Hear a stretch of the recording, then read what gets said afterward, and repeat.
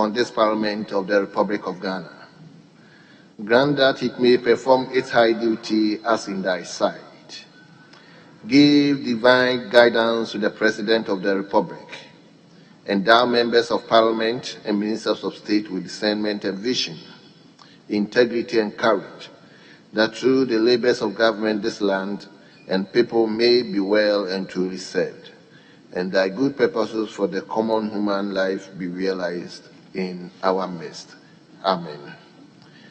O God, grant us a vision of our country, fair as it might be, a country of righteousness, where none shall wrong his neighbor, a country of plenty, where evil and poverty shall be done away with, a country of brotherhood, where all success shall be founded on service, and honor shall be given to the deserving, a country of peace, where government shall rest on the will of the people and the love for the common good. Bless the effort of those who struggle to make this vision a living reality. Inspire and strengthen our people that they may give time, thought, and sacrifice to speed the day of the coming beauty of Ghana and Africa. Amen.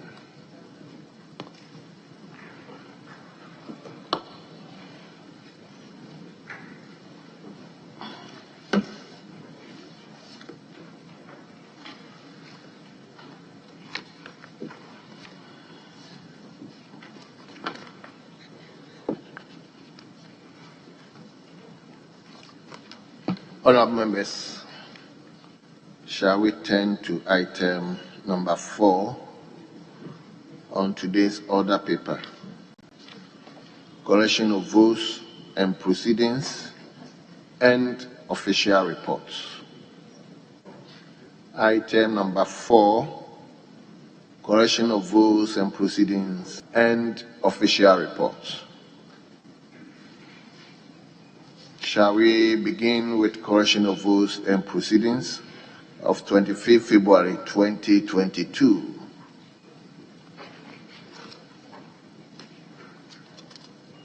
We start with page 1.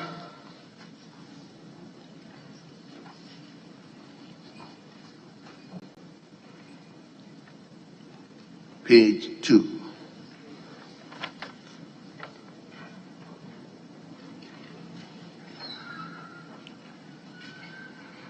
Page 3,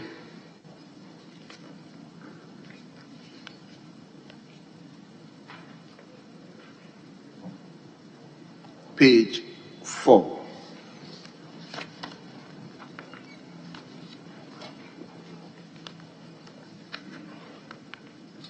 page 5,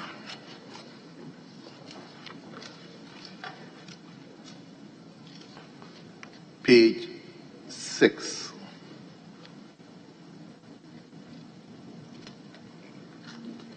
page number 7,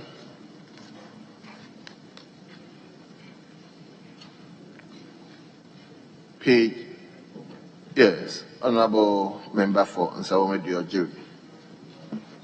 Speaker, with respect, page 7.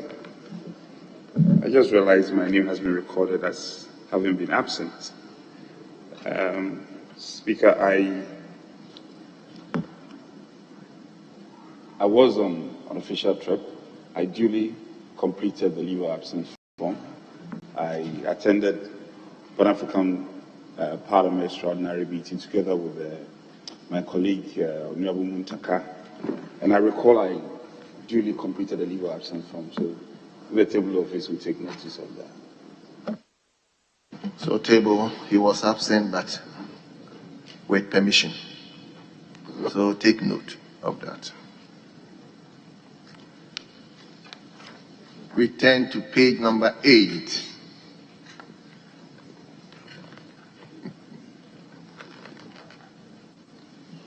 Page 9.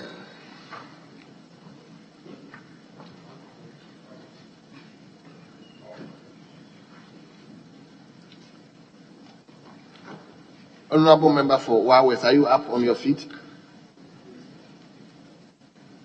Right, Honourable Speaker, no, I'm just sitting down. Oh, very well. Honorable member for Qatar, so are you up on your feet? Okay, let's hear you. This page 9, item 8. Are you drawing us back? I thought it said page 9. Page 9, yes. Yes.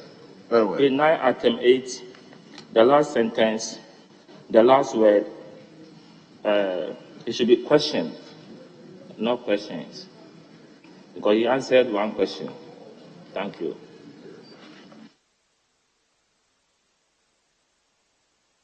He answered one question. What about the follow-up questions? It's to attention because if you look at item 8, the following question was asked. The supplementary questions are not embedded in this question. I understand you, but I don't know if he's right. Very well. Quite as I'm told you are right. So does it mean that we don't count the supplementary questions? We don't take them? Very well. So then take note of that. Honorable members, shall we turn to page number 10?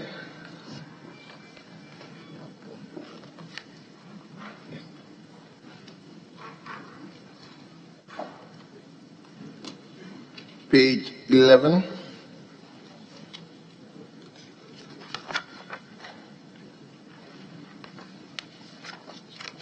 Yes, honorable member for Kadaso.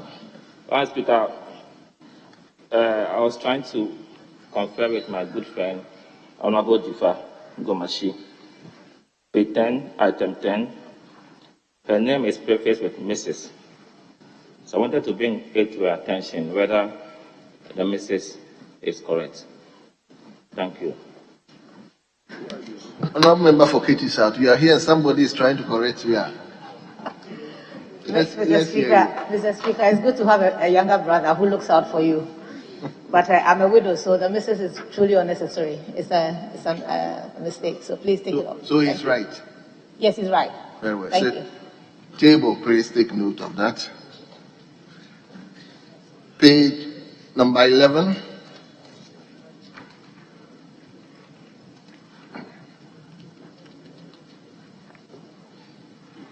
Page 12.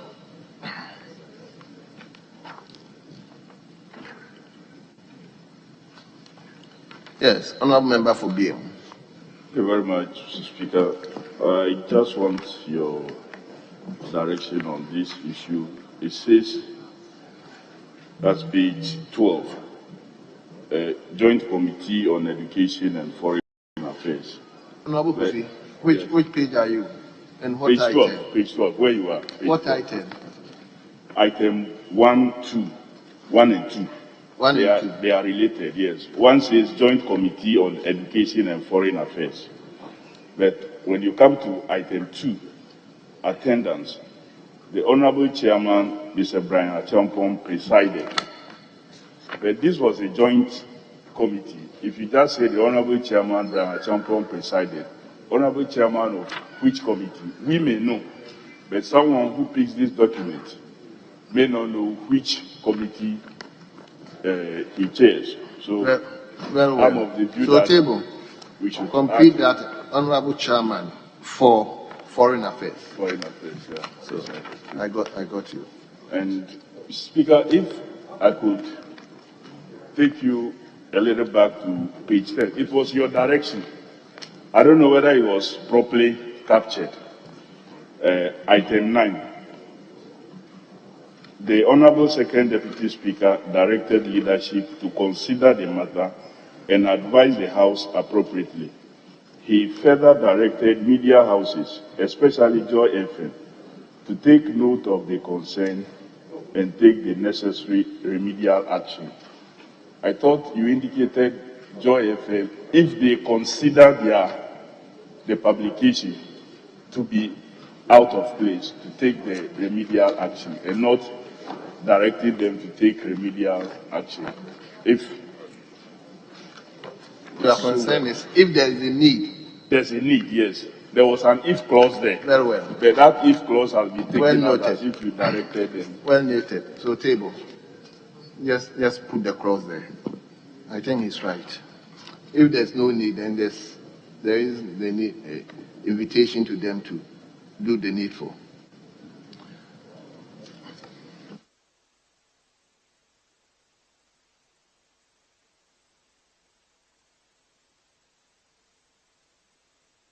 Let's turn to page number 11.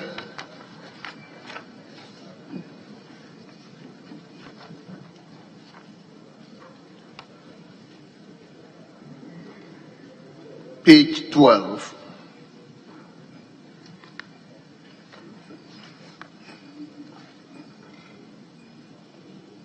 Honorable, are you up on your feet? Very well. Page number 13.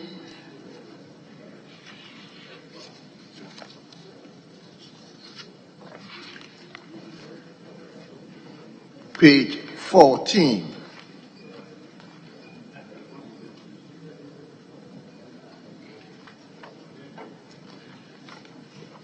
Page 15.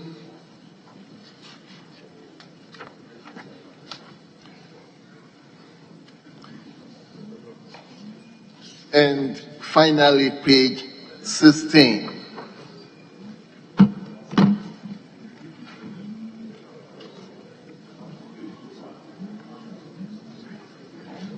Honorable members, in the absence of any further corrections, the votes and proceedings of the 20th sitting held on Friday, the 25th February 2022 are hereby adopted as a true record of proceedings.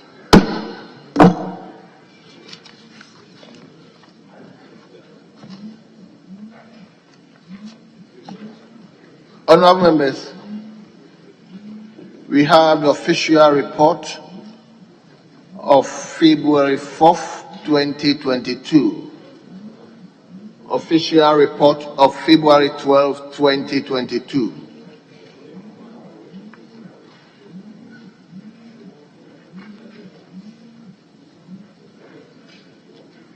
I repeat, official report of February 4th, 2022.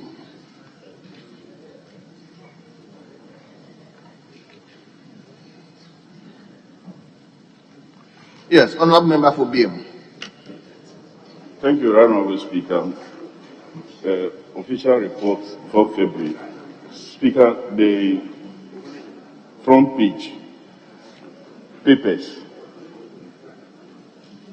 When you read after the 40 bed and offensive and he completion, I don't think that it's been properly captured.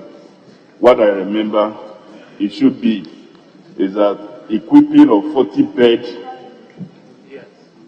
district hospital at Ayenswano, Efidase, and offensive, and the completion and equipping of Old Tafo maternity and Kumasi South maternity blocks. So they must insert there after 40 bed district hospital at Ayenswano, Efidase, before the end will come and offensive. Table, have you got what he is trying to put across? The front page. Construction agreement between the GOG represented by the Ministry of Health and Golden Mainline Ghana Limited for the construction and equipping of 40-bed district should be hospital. So it should, after the 40 bed, it should be district hospital at Ayenswano, Efidase, and offensive. Very well. And the completion. So the he there should be there. Very well. Thank you. Table, take note of that. Any other corrections?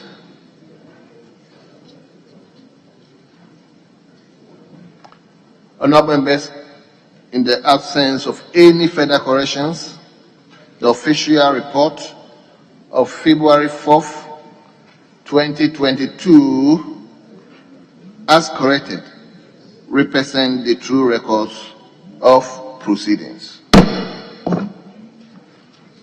Honorable members, again, I have the official report of 11 February 2022. Official report of 11 February 2022.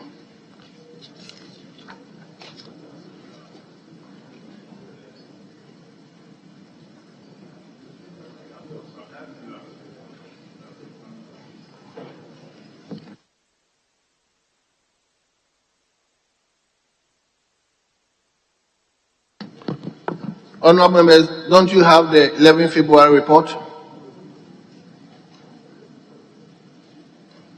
Yes.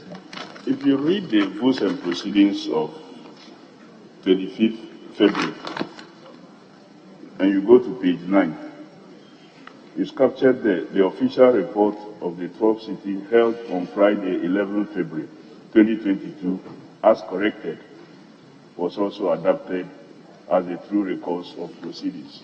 So it means that it has already been taken. Yeah, that was taken. Very well. Thank you very much, Kofi.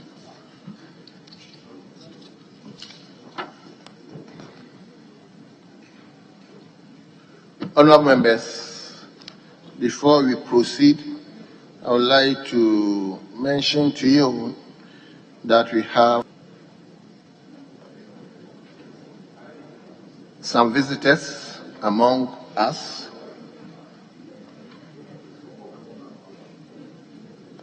And they are the Commissioner of the Parliamentary Service Board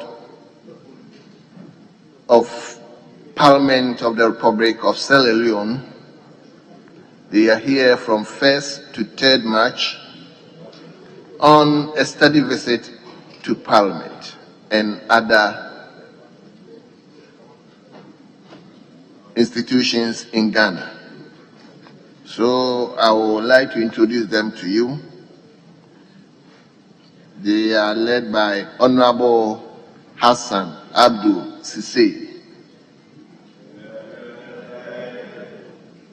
He is here, among other things, to interact with his counterparts, learn best practice and exchange ideas as far as Parliamentary Service Board are concerned, and to gain first-hand, in-depth knowledge of the provisions of our benefit schemes. The visit is also further intended to create a platform for networking between honorable members and the Sierra Leonean counterpart, with an aim to deepen relationship between the two legislatures. Honorable Hassan, you are welcome to Ghana Parliament. I hope you enjoy your stay. Thank you very much.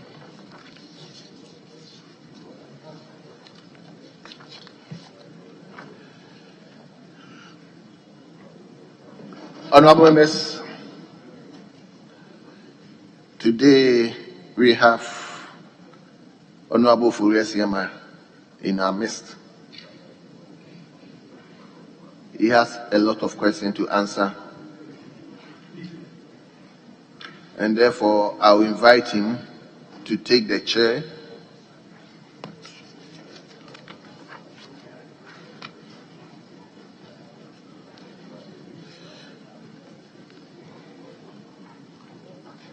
And firstly invite Honorable Member for Biom, Honorable Kofi Adams, to ask his urgent question.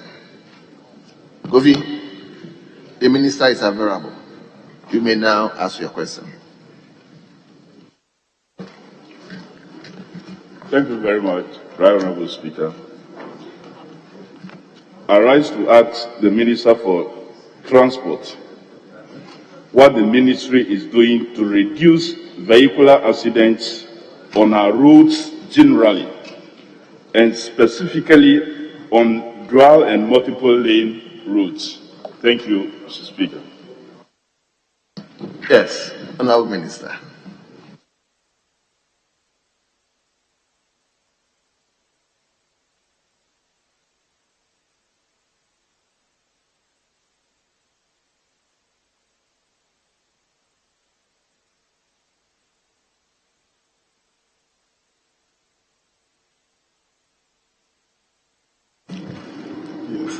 Thank you very much, Mr. Speaker. Mr. Speaker, human behavior is a basic problem confronting road safety in this country. Per statistics, it constitutes about 90% of all road traffic crashes we have in this country. This includes indiscipline, disrespect for other road users, driving tired, wrongful overtaking, non-wearing of seat belts, and crash helmets, among others. Mr. Speaker, tackling these issues call for national action through education, engineering measures, enforcement, and emergency response. Hold on. Table, can you find my minister water for me so that we can hear him well? Thank you very much, Mr. Speaker. What do you call the 4 E's? The multiple sectorial nature of road safety calls for stronger collaboration among stakeholders. Last year, Mr. Speaker, His Excellency the President of the Republic constituted an interministerial committee comprising the Ministry for Interior, Transport, Roads and Highways, Communications, Finance, and Information to recommend measures that can be employed to address the traffic menace. Following an assessment of these issues, a number of recommendations on the 4 E's were made for implementation within the short-term, medium, and to long-term periods. Mr. Speaker, some of the key recommendations were as follows. 1, Arrive Alive campaign, which was broadcast nationwide. The passage of LI for the National Road Safety Authority, we need to give them the passage to activate the act that we passed. The retooling of the National Road Safety Authority, including procurement of vehicles as well as capacity building for road safety officers. Mandatory refresher training for commercial vehicle drivers and riders of motorcycles. Provision of road signs, road landmarking, street lights, and crash barriers on major highways. Retooling of the MTTD, including the procurement of vehicles, speed loader guns, acometers, height gauges, as well as training of officers. Reactivate the war against indiscipline to deal with the lawlessness on speeding, jaywalking, users of shoulders, lane blockings, etc., etc. Establishment of special unit under the Motor Traffic and Transport Department to enforce regulation on the use of motorcycles and tricycles. Implementation of Traffic Tech Ghana to automate MTTD operations. Installation of speed limiters, tachograph and seatbelts. Dualization of Accra Kumasi Road, Accra Takoradi Road, and Accra Afari Highways, among others. Mr. Speaker, in respect of education, the Ministry, through the National Road Safety Authority, have rolled out nationwide awareness campaign, Christians Stay Alive. So far, the campaign has seen the participation of over 220 traditional and social media houses and groups across the country. This is in addition to several outreach activities at Lorry, terminals, schools, churches, mosques, and communities. In 2021 alone, a total of about 270,000 road safety materials were printed and distributed nationwide. 1,175 television and radio programs were also organized to create greater awareness among road users. Mr. Speaker, the Ministry, through the National Road Safety Authority, also continues to collaborate with the Ghana Police Service to carry out enforcement activities to ensure compliance with road safety standards and traffic regulations. The National Road Safety Authority also continues to educate drivers on the safe use of dual and multiple Honorable members, please, why? Mr. Speaker, as part of the ongoing interventions, we have commenced the review of the Road Traffic Act 2004 Act 683 and the Road Traffic Regulation 2012 LI 2118 to keep up with the changing trends in the road transport industry and also address some implementation lapses. Mr. Speaker, the Ministry of Roads and Highways has also set up a committee to identify accident-prone spots, what we call the black spots, on our road network and recommend measures for treatment. Following the committee's recommendation, the replacement of road signs and road markings of faded roadway markings are ongoing by the Ghana Highway Authority and the Department of Urban Roads. The Ghana Police Service is also working to deploy technology in traffic enforcement with the installation of traffic enforcement cameras to monitor and apprehend motorists who disregard road traffic regulations. This will be in addition to the highway patrols by the Accident Prevention Squads, what we call the APS. Mr. Speaker, road safety is a shared responsibility. As a ministry, we will continue to work closely with all various players to reduce carnage on our roads. Thank you very much, Mr. Speaker. Thank you very much. Yes. Honourable Member, any further question? Minister. Thank you very much. Minister, are you ever ready to answer the question? Take your seat first. You can take your water. Thank you very much, Speaker.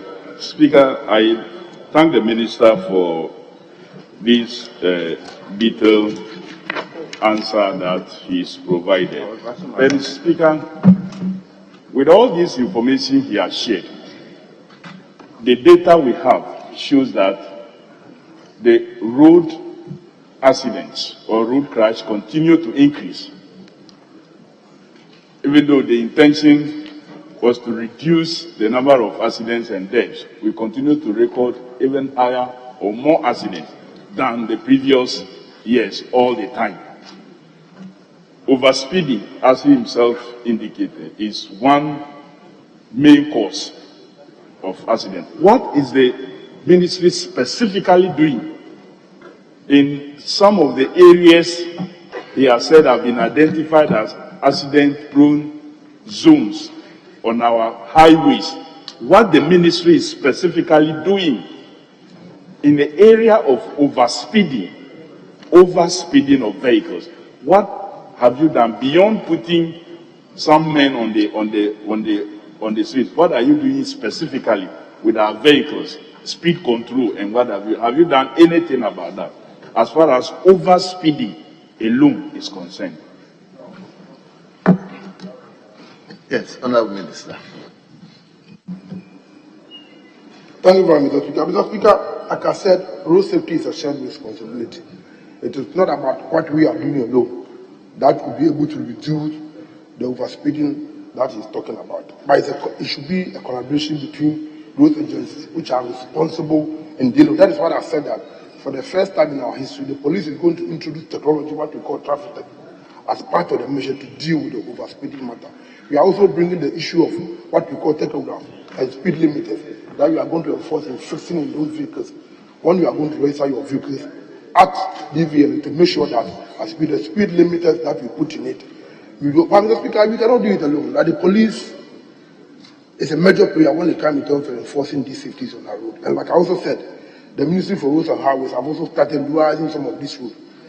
We need all this effort to put it together to reduce some of this overspeeding that we can. Yeah, you may do our part in terms of educating the people if you don't do overspeeding. But if we don't have these other agencies who are responsible to collaborate with us, we will not be able to achieve our. So these are some of the measures that we are introducing, because we need to continue to educate our people. Though whatever we are trying to tell them, like he said, the numbers are going up, but you don't need to throw our hands in the sky and say that because the numbers are going up, we are giving up. We are. In addition, we are also bringing new measures like the traffic tech and also trying to utilize our road, which will also help us to reduce what we are. So thank you very much, Mr. Speaker. Yes, Kofi. Speaker, I want to find out from the minister, overaged or worn out tires and sometimes overloading beyond the gross weight of the vehicle has been a key contributing factor to tie best, have been a key contributory factor to tie best, leading to accidents.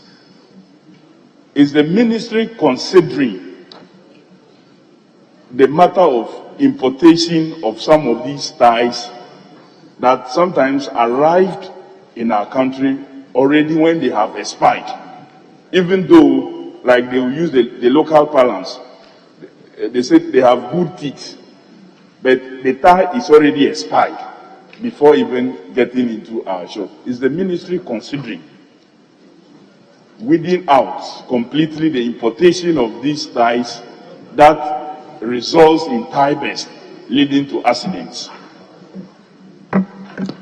Yes, Honorable Minister. Thank you very much, Mr. Speaker. Thank you very much, Mr. Speaker. As part of the measures to deal with some of the issues, that's why the National Road Safety today is becoming a regulator in the transport industry.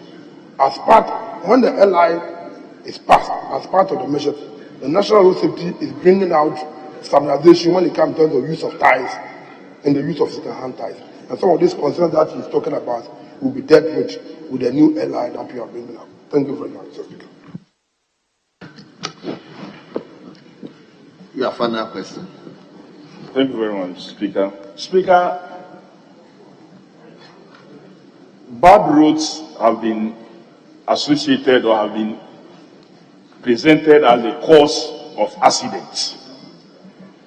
But good roads have also caused even more fatal accidents in our part of the world, including dual carriage routes. I've heard Minister talk about dualization of Accra Kumasi, Accra Takoradi, Accra Aflao, and possibly I hope Accra to Jasikan would also be dualized.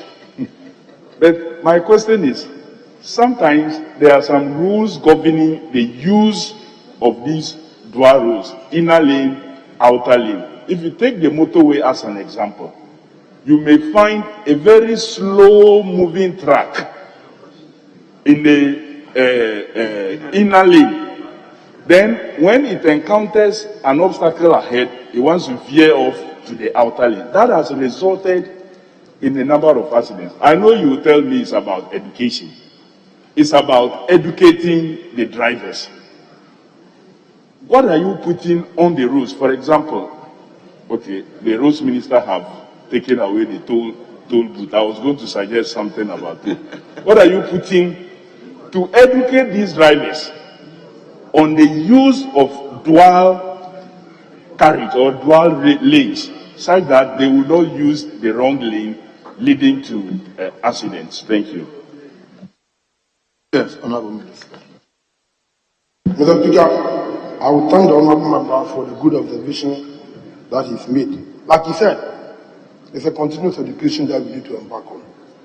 Maybe perhaps in terms of that area is limited, but I can tell you that in terms of designing roads, we have what we call 2+1, 1+2, 2+3, in all ways to just make sure the drivers reduces their speed.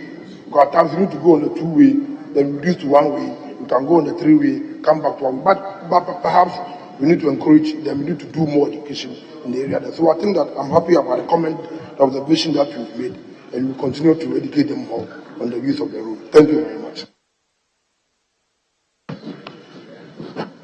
Yes, let me give you the opportunity.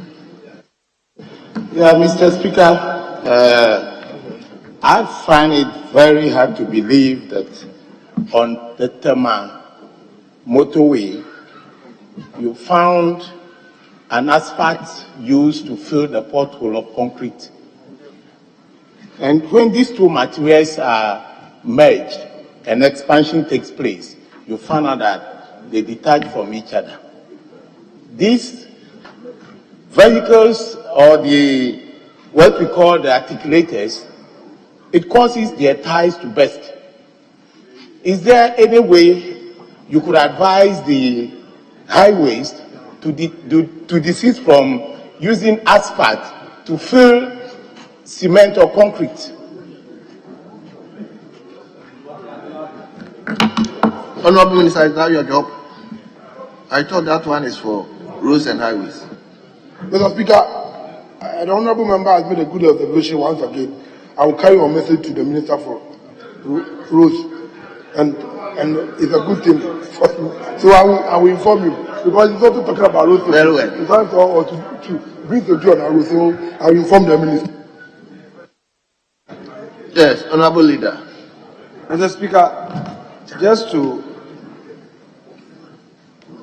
sanitize our records, it is not for one minister to carry on an information to another or pass on. Mr. Speaker, it's an observation, but if the question did not sit within the confines of the rule, so be it. So, Mr. Speaker, I will humbly pray that the answer just given by the minister be expunged from the records. It's very important, very, very important, because Order 69 is clear on what constitutes a supplementary question. I rest my case. The decision is yours. Very well. That's why I had wanted not to allow him to respond to it. So, the one who asked the supplementary question, if you are minded that that issue is addressed, you can file a separate question to the Minister for Roads and Highways. Mr. Speaker. Is that right? Mr. Speaker, that's correct. I'll take note. You can do that. Thank so you. That's fair.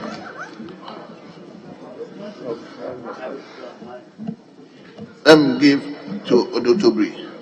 Thank you, Honorable Speaker. Honorable Speaker, I want to find from the Minister what measures are being taken to reduce human error. Because in his answer, he stated human error accounted for majority of the accidents on the road. In terms of training, in terms of building drivers' capacity, what is the ministry doing? And including Okada and tricycle riders and all that. Can the minister elaborate on what the ministry is doing about it? Thank you. Very well, Minister. He wants you to tell us something about the human aspect. Thank you, Mr. Speaker. Mr. Speaker, I have said that road crashes in this country, the human error factor is about 95%. So if you listen to all the measures that we put in place, it will deal with the education of the human error. Like for instance, nationwide road safety campaign, what we call Arrive Alive. We are doing a lot of mandatory refresher training for commercial drivers and riders of motorcycles. Mr. Speaker, the new measures that we are putting in place as per National Road Safety Authority is to train these drivers twice every year about the practice of these new vehicles, to deal with speed, radar guns, alcohometers, height gauges. These are all part of the system that you are putting, because supposing somebody is drunk, this alcohometer will be able, the modern ones will be able to check the new level. First, we need to implement 0.8. Now, they have been, according to United Nations measures they are putting in place, we need to acquire alcohometers of 0.5, which are also bringing. So all these factors are factors that we are putting in place to deal with the human error situation. Thank you very much, Mr. Speaker. Yes, Honorable Kwame Boja. Right, Honorable Speaker, we thank the Minister for his answers. We encourage him to do more to reduce road carnage. In fact, Mr. Speaker, data from the MTTD suggests that sadly in January 2022, marginally lesser number of people died on our road. In January 2021, 244 people died during through road crashes, but in January 2022, 232. It's marginal. Every life is important, but whatever we can do to reduce it. But Mr. Speaker, in the Minister's answer, he talked about a number of issues, things that they are doing to educate the public. But Mr. Speaker, I have never heard any advert about road safety in my constituency before, though we have radio stations. I want to ask the minister, is it the case that they concentrate their advert on only the big radio and television stations based in Accra and Kumasi and ignore the rest of the country, when vehicles are not only in Accra, Kumasi and Tema? Do you actually take time to select media houses beyond the cities and places adverts? Because the driver who might cause accident on the motorway might be actually be coming from Adaku or Wadaso. So I want to find out from the minister, how do you select media houses to benefit from the adverts you want the entire country to hear in terms of road safety? Yes, Honorable Minister. Thank you very much, Mr. Speaker. The advert that we do comprises of radio, newspapers, television, and in terms of newspapers, we do on the national newspapers, Graphic, Times, and other papers. So my understanding is that these papers go to almost every corner in this country. Apart from that, in terms of television, we do it on the national television. And I also believe that GTV or other TV stations, almost every village in this country, people watch it, they watch the television, I'm sure. They hear some of them. So the radio stations, Mr. Speaker, we don't concentrate in Accra, but maybe perhaps, like he's saying, we need to exploit more and do more. So I'll take it on board and see how we can incorporate some of these radio stations also too. But Mr. Speaker, before I take my seat, I hope that the previous answer I gave and the directive that you also gave, the answer I gave that I was going to carry it at the point from the record. Thank you very much, Mr. Speaker. Very well. We move to question number 394. Question number 394. The question stands in the name of a member for Qatar. Honorable Kwame Gapi. Kwame, no, I don't normally mention the middle name, eh? Honorable Mr. Speaker, Judicial. Very well. So thank you, Honorable Speaker. Thank you very much for the opportunity. I rise to ask the Minister for Transport the status of Qatar Landing Beach. Yes, Honorable Minister.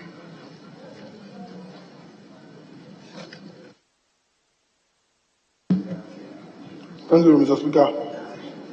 Mr. Speaker, the landing beach at Qatar is part of the 14 coastal fish landing site project being constructed along the coast. However, the initiation of the Qatar seaport necessitated the redesign of the Qatar landing site due to proximity to the Qatar seaport site and other coastal and environmental considerations. Mr. Speaker, the new design has therefore made available additional onshore facilities such as pavement of the Qatar market, drainage systems, a school block, and a new health center in the academy in the Qatar municipalities, among other associated infrastructure projects. Mr. Speaker, the construction of a new health center in the academy has been completed, while construction of the onshore toilet facility and the phased rehabilitation of the Qatar market are currently ongoing. Mr. Speaker, the honourable member even joined us to visit some of these facilities, and is very much aware and in tune with whatever we are doing as far as the Qatar seaport is concerned. So thank you very much, Mr. Speaker. Honourable member, any supplementary question? Thank you very much, Mr. Speaker. As the Minister mentioned, it is true I visited the place, but I would like to find out from the Minister. In his answer he provided, he said the new design has therefore made available additional offshore facility, such as pavement of a Qatar market, drainage system, a school block, and a new health center in Asaram. I will kindly want to find out from the Minister, is the Qatar market a pavement he mentioned, is it the whole entire market or a portion of it? Are they tiring making payment for the entire Qatar market or portion? I would like to find out from the minister. Yes, Honorable Minister. Mr. Speaker, the consultants and the contractors are on site. They advise us the level of work that we should do. Perhaps, I think I need to go back to my understanding is that the paving of the market. And if you say I'm paving the market, I don't think that I'm paving half and leaving half. So far as I'm concerned, if you are paving the market, then we need to finish paving the whole market. And that's exactly what we are doing on site. Yes, fine. Thank you, Mr. Speaker. I also like to find out from the minister the school block he mentioned in the answer. I would like to find out where is it cited and the location. Minister, did you get a question? Very well.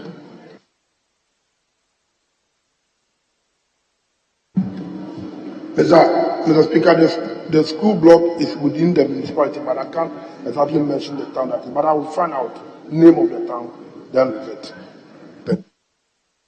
Final question? Yes, Mr. Speaker.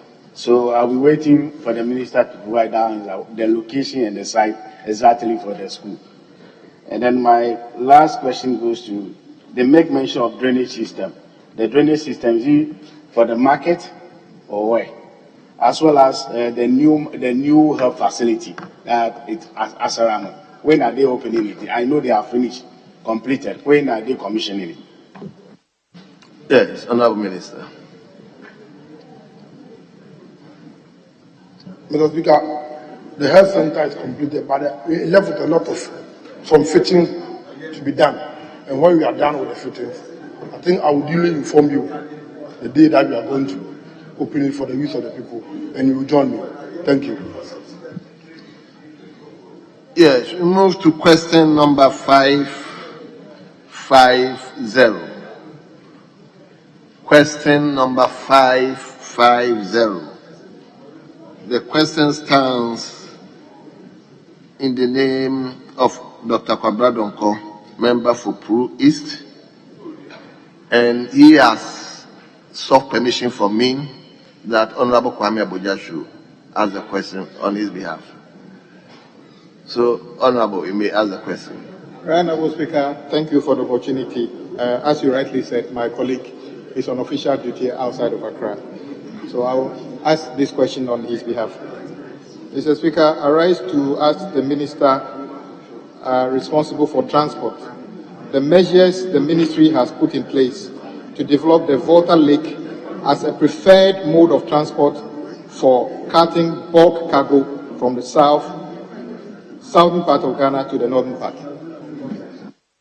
Yes, Honorable Minister.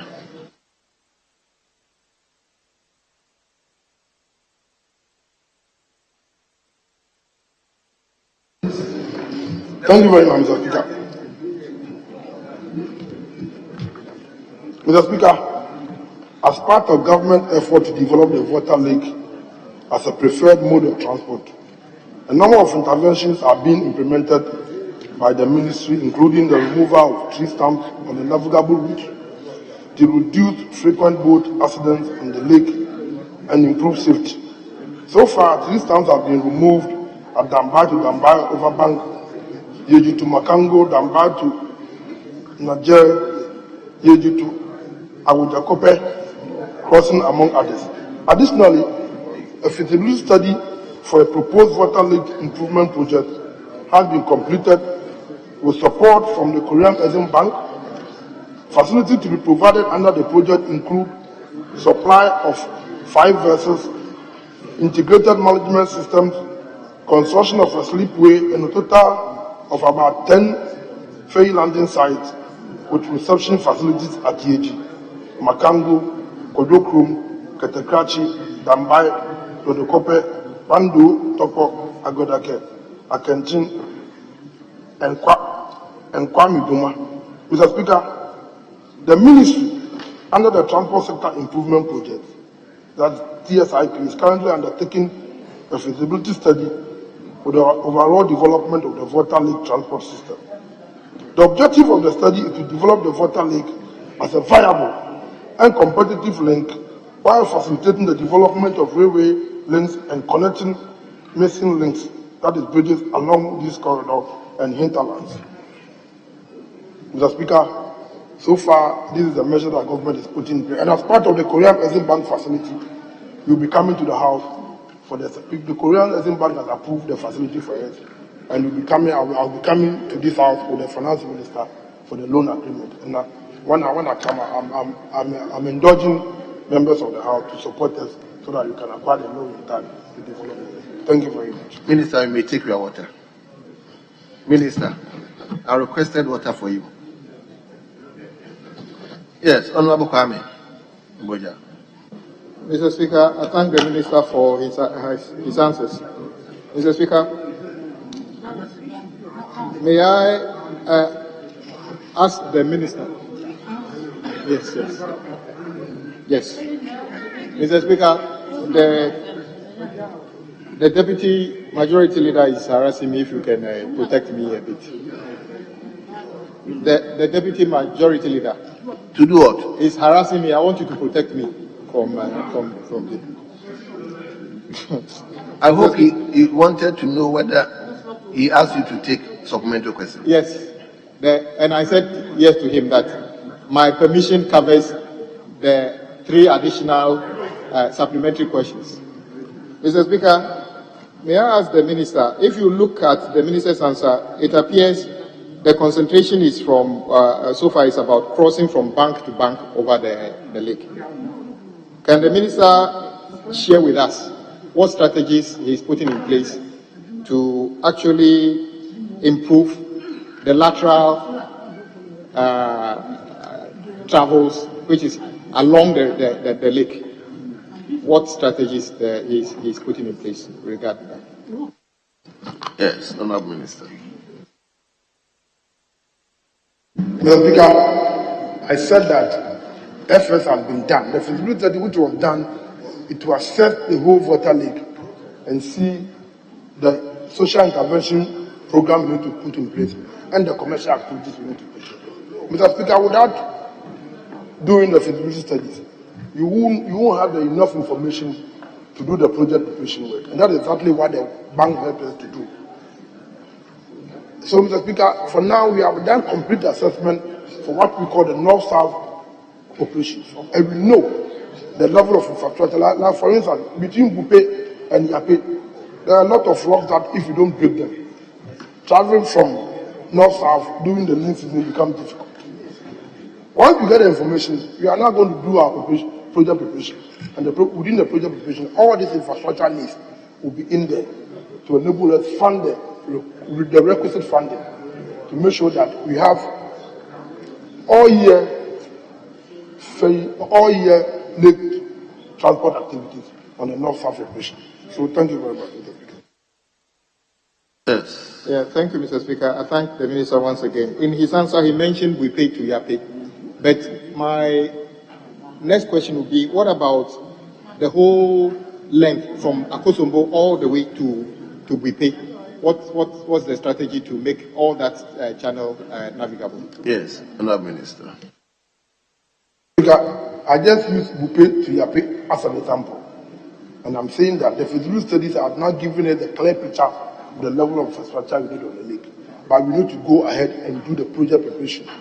We prepare the project stage by stage. That is going to help us. Because without going through the system, you will not be able to fund the needed infrastructure on the lake. You okay? I have a final one, Mr. Speaker. Mr. Speaker, may I ask the Minister if you consider having to set up a coordination desk to probably holistically consider the development of the channel that includes the River Volta, Pra, and Oti comprehensively, because it would be more comprehensive if we do that. Would the Minister consider setting up a coordination desk to look at this completely so that we don't do one section and leave the other? Yes, Honorable Minister. Right, Mr. Speaker, like the Honorable Member said, anything that we need to do to improve lake transport activities in this country, we do. So this is one of the things suggestion that you made, we will put it as part of our measures to make sure that we have all run lake transport system in our country. So it's a very good suggestion. We are going to add as part of our measures to put in. So I hope this is it not constituency specific?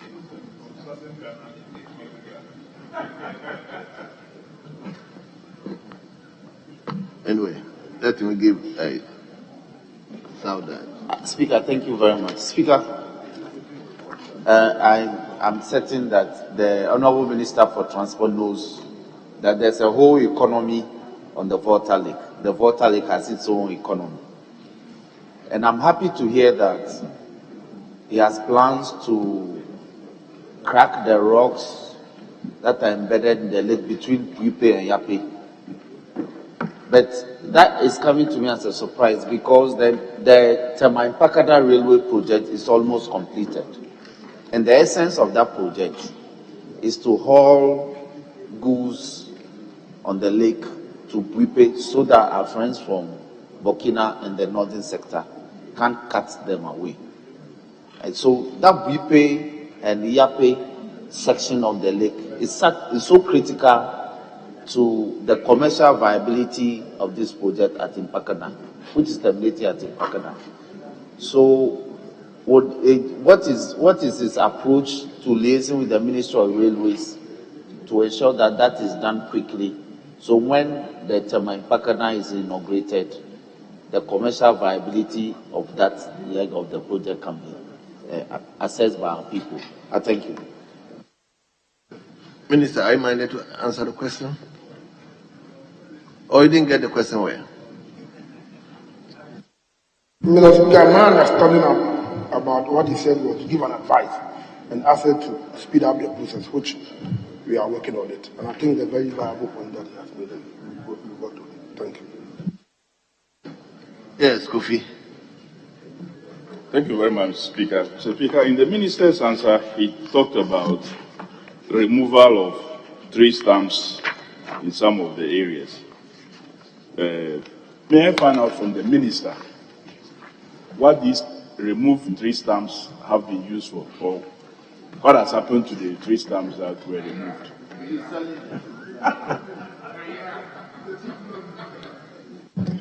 Mr. Speaker, I think as part of an arrangement with the local communities, because like he said, the whole Volta Lake is an economic zone for the people who live along the lake. So I think that there was an arrangement between my ministry and the local people that with the chiefs that when these 3 stamps are removed, at least we should hand it over to the local communities for them to make it. Because Mr. Speaker, it is so because when we took over, we realized that I think around between 2008 to 2012, the whole concession was given to a Canadian company.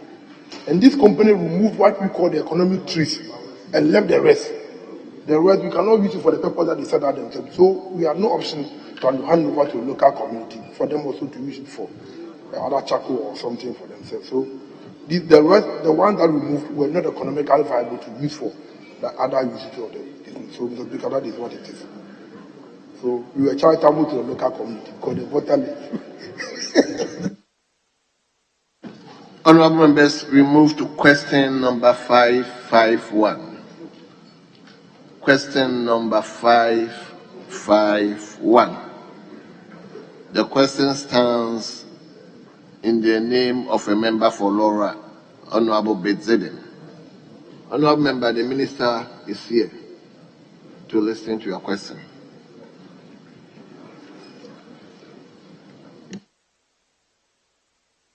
Thank you very much, Right Honourable Speaker, for the opportunity. Mr. Speaker, I plead with you to make some observations before I ask my main question. Mr. Speaker, this question was filed sometime between October and November last year,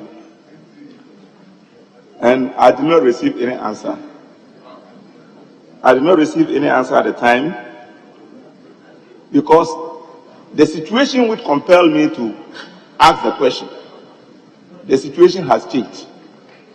Today, the circumstances have changed. Mr. Minister, I'll come to you. So it means the question I just want to make the point that I don't want to appear as being ignorant of the changes which are taking place, because this is a house of record, and the records will go down to show that when the situation had even changed, the honorable man was still asking questions as if he didn't know what he was about. Don't worry. He just came from group. He just came from group. I'll be explaining to you. I'll be explaining to you. So, Mr. Speaker, in spite of the changed circumstances, I will still proceed to ask my question, and then the follow-up questions and the supplementary questions will now receive the appropriate answers. Then, Honorable, if I'm getting it right, it means your question is moot now. No, Mr. Speaker, it's not quite. I said I will proceed to ask the question, Mr. Speaker. But anyway, I'll proceed to ask the question. Mr. Speaker. Yeah, okay, very well. Mr. Speaker, I was just explaining why the question has to be answered differently. Mr. Speaker, I rise to ask the Minister for Transport why the airport is no longer being patronized by commercial airlines as we have with Kumasi and Tamal airports. Thank you, Mr. Speaker. Yes, Honorable Minister.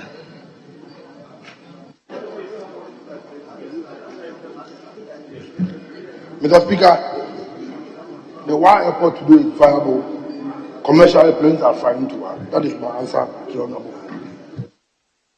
I believe that is why he himself was saying that the question is. So it means you are answered now. Very well. But I have supplementary questions. Let's hear. Mr. Speaker.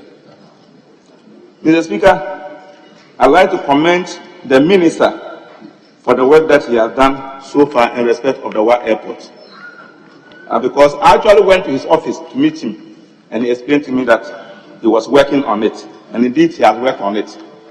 Mr. Speaker, we are happy that we now have flights to Wa. Indeed, I returned from Wa yesterday by Passion Air. Mr. Speaker, my first supplementary question is, we are having flights for only 3 days in a week. When are we going to have daily flights to Wa? Because my experience when I went to Wa is that the flights are fully booked. So it is inadequate. So that means that we need to have daily flights. Mr. Minister, when are we going to have daily flights to Wa? Are you sure the Minister is capable of answering the question? Because the airlines are not government airlines, the private airlines. It depends on the number of passengers available. Mr. Speaker, I've just explained to you that the flights are fully booked. I came from Wa yesterday, and indeed, I had to pay a higher fare by reason of the fact that it was difficult to get my booking. Well, Minister. So we want to have, when are we going to have daily flights to Wa? Anyway, I'm happy that you commended the Minister. Yes. So, Minister, let's hear you. Mr. Speaker, I hope when the fight was full and the Honorable Member navigated his way, I hope he did not pass any through the capital for him to get a ticket. But indeed, he bought a ticket at the right price. Mr. Speaker, basically that is the challenge in this country. Because it is not a national airline, our private people will pay this thing. They base on their activity, specifically on profit. And when we had a discussion with them, they did promise that they were going to fly to One. Now they fly 3 times a week. But I'm sure that I will have a discussion with them and see if they can improve how many times they fly back to One. The Honorable Member should know that it is not a national airline. We don't have total control over them.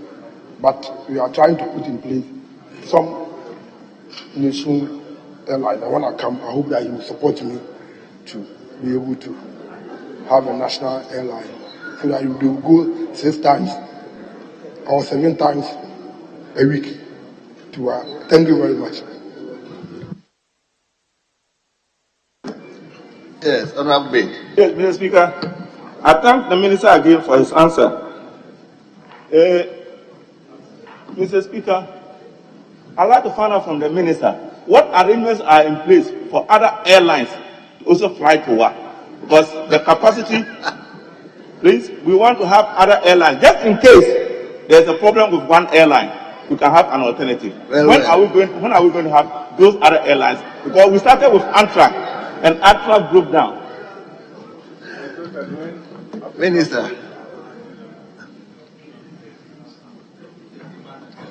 Mr. Speaker, like I said, the Honorable Mama knows that we don't have a national airline and we are working around to have one. But nevertheless, I'll still talk to our and other private owner and see. Because the Honorable Mama is very much concerned about what. He wants to go there twice a week and come back. So I'll make sure that you will get. Don't worry, I will talk to them. But I'll give the opportunity to Upper West people, because the question is Wa El. Are you from? You are from Delta. Okay, let's hear you. Thank you very much, Mr. Speaker. Mr. Speaker. Why are you complaining? Mr. Speaker, from the answer the Minister gave, you'd find that Africa World started flying into Wa, but stopped, and now Passion Air flies there. It's due to the aircraft that Passion Air operates. Passion Air flies a Dash 8, 300 series, and it's a turboprop aircraft. It's very slow. It has a capacity of 50 seats, so it is able to do a return journey from Accra to Wa. It has an endurance of about 5 hours. Africa World operates the Embraer 145, which is a jet engine aircraft, so it burns more fuel and it's faster. Currently, the situation we have in Wa, we have no fuel facility in Wa. So Africa World used to do transit Accra, Tamale to Wa, and then back from Wa to Tamale and Accra. So I want to find out from the Minister, what are they doing so that fuel would be available in Wa, which will enable aircraft like the Embraer or bigger airplanes to fly directly from Accra to Wa.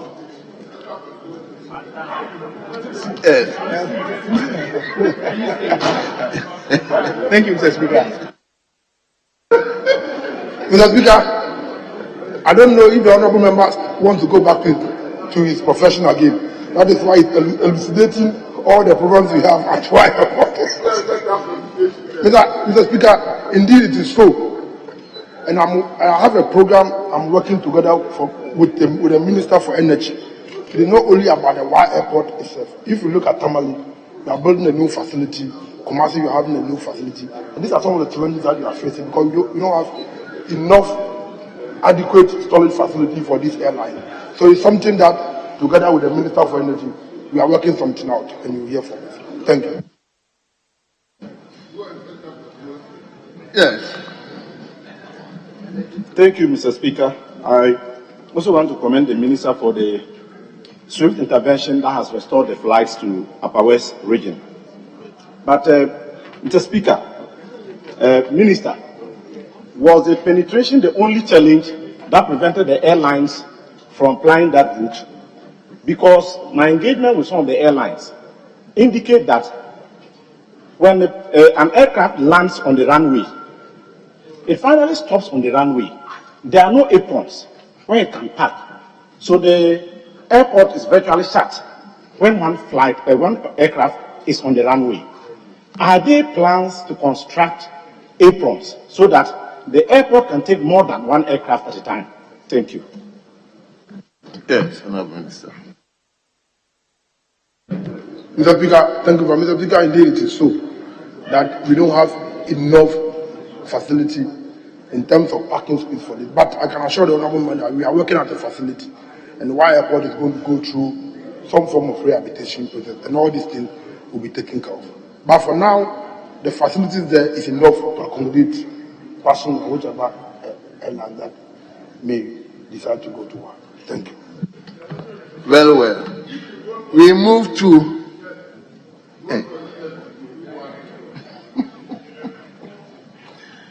we move to question number 553. Question number 553. And the question stands in the name of a member for Adoma West, Honorable Vincent Opon Asamoah.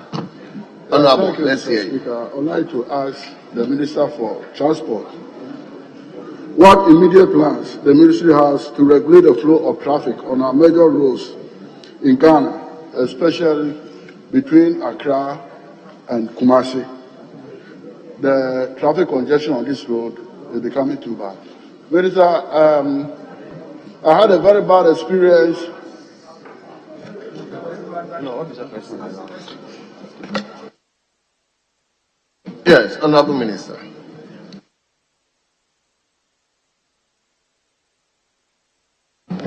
Thank you, Mr. Speaker.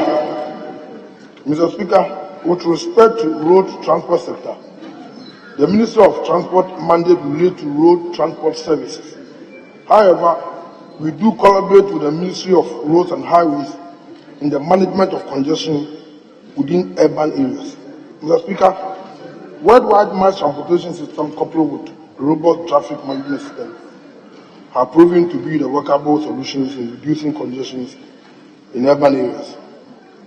Our focus has therefore been to promote sustainable mass transportation system, and for this reason, both the Metro Mass Transit Limited and STC coaches have been playing a key role. Mr. Speaker, as you may already know, the road transport services sector is largely private sector driven and controlled by unions and associations. At present, public transport services are provided almost exclusively with low occupancy vehicles. The vehicles are old and at times cannot properly be maintained. These vehicles are often not attractive, and therefore the first option for most people is to own their own car. Mr. Speaker, one of the key interventions of government has been to assist public and private transport operators to renew their fleet to improve on the safety and comfort of passengers. Transport operators in most cases find it difficult to provide the needed collateral necessary for acquisition of new buses. Already, the MMT and STC have both been supported with a new fleet. We are also pursuing other arrangements to bring in 300 buses from Korea to support the private sector operators. Mr. Speaker, these are some of the measures that we are putting in place to improve high occupancy buses. And if we do so, it will reduce. If we have to do so in their nice cars, people will park their vehicles and join the public transport system. Thank you. Yes, Honorable Opon, any supplementary question? Yeah, thank you very much, Mr. Speaker. It looks as if my question was not very much appreciated by the minister. I recognize the fact that we have challenges when it comes to our roads infrastructure that we have. But what I'm saying is that, is there a way to regulate even the existing roads? Because I had a very bad experience about 7 months ago when this question was filed, that it took me 13 hours to move from here on the public transport to Sunyani. 13 hours. And the congestion was as a result of these trailers, these long vehicles. So I'm asking whether we can regulate the movement of these long vehicles. If there's a way we can restrict them so that they can operate either in the night, so that other road users can also, using regulation, not construction of roads, but regulation to regulate the movement of some of these, so that we can have commuters can move freely, especially in the daytime. Very well. Thank you very much. Honourable Minister.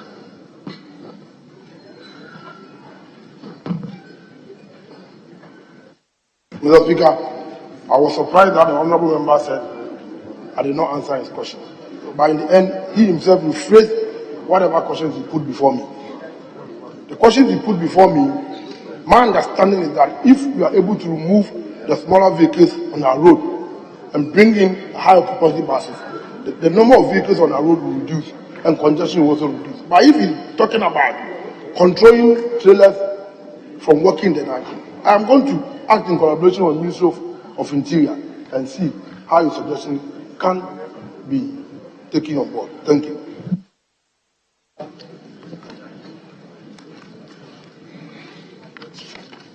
Very well. So we move to question number 555. Question number 555. That stands the name of a member for Adaku, Honorable Kwame Govin Aboja. Honorable, you may ask your question now. Mr. Speaker, I'm grateful for the opportunity to ask the Minister responsible for transport. How many buses have been procured for the Metro Mass Transit since 2017, and how much is the cost of these buses, Mr. Speaker? Yes, Honorable Minister.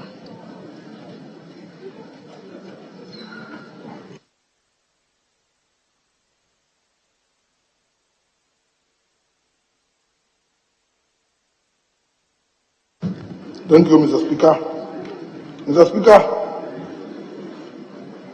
the Metro Mass Transit Limited, as you all know, was established with a major objective to provide intra-city, inter-urban, and rural-urban bus services in the country.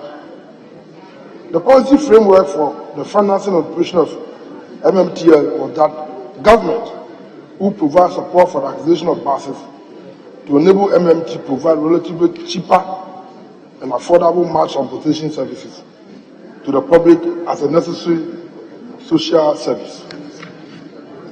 Mr. Speaker, a total of 100 new intercity buses have so far been supplied to the MMT at a cost of 17.5 million. This was financed by government.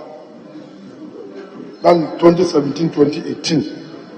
Mr. Speaker, we have also signed a contract with VDL Bus for the supply of 100 intercity buses, spare parts, and training services. Under the same contract, a total of 50 broken down VDL buses at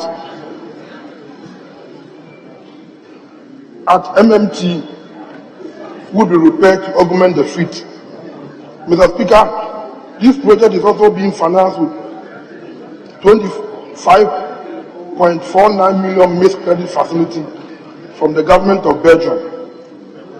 As I speak, the first batch of 45 buses are almost ready and will be shipped to the country from next month. Mr. Speaker, we are also pursuing other avenues to bring in more buses to revamp the operation of MMT. Currently, value for money assessment is being undertaken for the supply of 300 Hyundai buses from Korea and additional 200 buses from China. We expect to add a total of 600 new buses within the short to medium term period. Thank you, Mr. Speaker. Yes, Honorable Member for Daku. Mr. Speaker, I thank the Minister for providing the answers. Mr. Speaker, just for clarity's sake, in the 2021 budget, specifically paragraph... Honorable members, there are a lot of meetings here. Paragraph... Please. Honorable upon...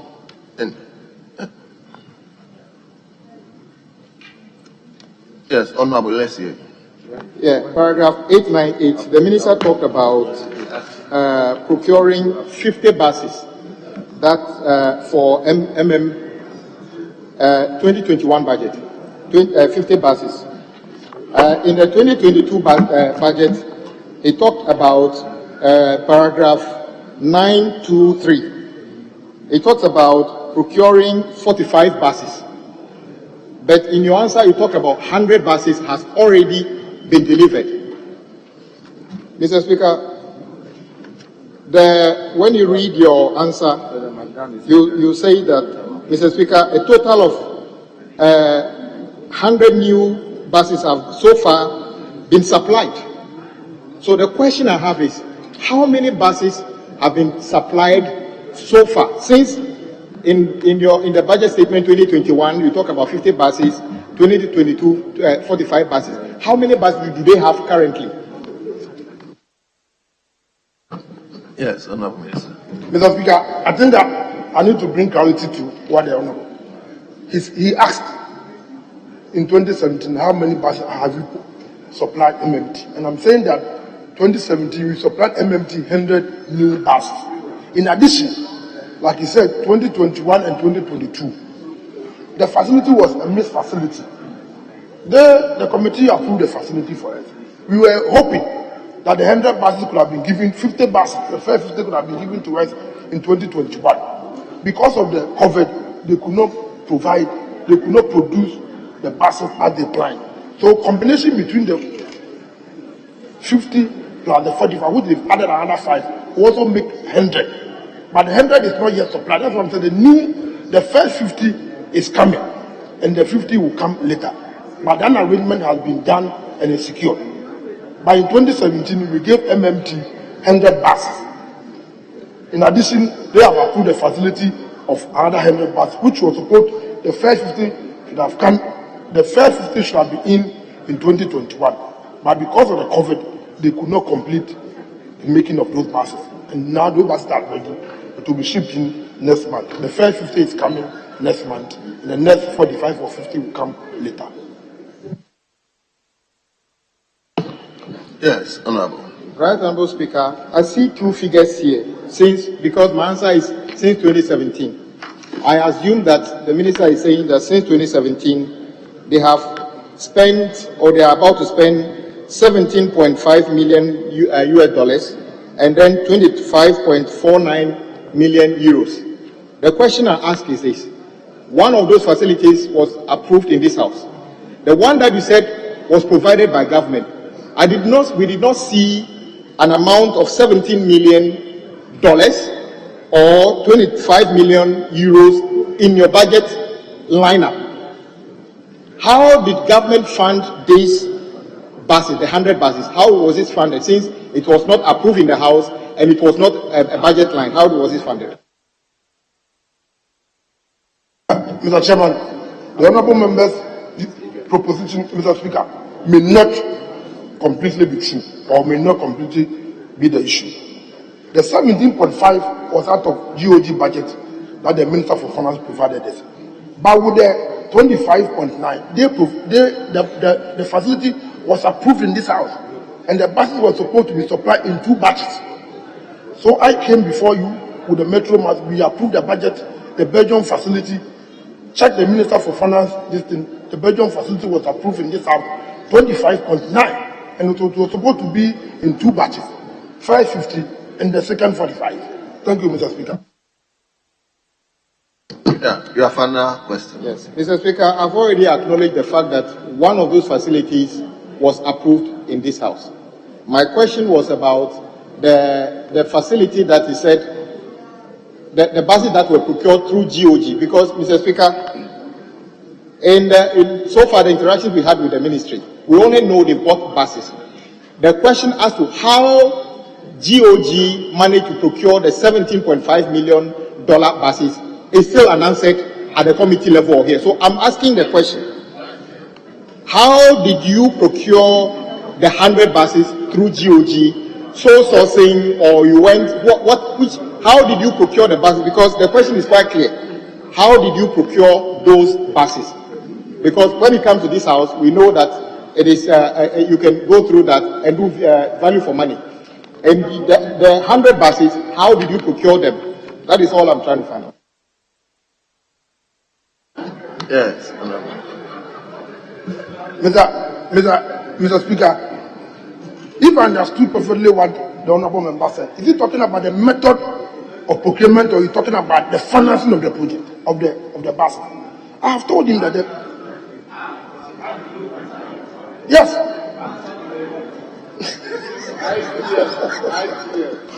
Mr. Speaker, in terms of procurement method, we went through the selective tendering process, and the Ministry for Finance paid for those buses. Thank you, Mr. Speaker. Yes, member for the Right, Honorable Speaker, thank you very much. Let me commend the Minister about today trying to procure buses. But, Right, Honorable Speaker, I want to ask the Minister, we are procuring buses. Where are the buses going to park and load? When we are sitting down and allowing our bus terminals to be taken over by shops. Opera is gone, Katamanto is gone, Kwame Nkrumah Circle is gone. All of the bus terminals are now being taken over by shop developers in Accra. Where are the buses that we are procuring will be packed for passengers to board? Yes. Mr. Speaker, I think it's a good observation by the honourable member. This is an issue that we are having a further discussion with the local government ministry, and we think that it's a concern also to us that we go to some of these bus terminals and the buses do not even have enough space to park and people. So it's something that we are seriously in discussion with the Ministry of Local Government to see how we can deal with some of these issues. Yes, Honorable. Thank you, Mr. Speaker, for the follow-up. Mr. Speaker, if I should refer the Minister to the second paragraph of his answer, as we quote him, a total of 100 new intercity buses have so far been supplied to MMTL at a total cost of $17.5 million. Mr. Speaker, when you do the quantification, you realize that the average cost per bus is $175,000. You even peg it at 6 cedis per dollar, it will give you 1 million. The question is, Mr. Speaker, the Minister, what is the specification of these buses from what has been supplied previously? Thank you. Yes, Honorable Minister. Mr. Speaker, the buses we buy come with spare parts. And I will not be able to speak to the specifications because I don't have the technical report before me. And this is a house of records. And I do not want to talk about specifications when I don't have those specifications before me. But I can assure you, all the specifications with the technical report and the spare parts are all there. Thank you, Mr. Speaker. Honorable members,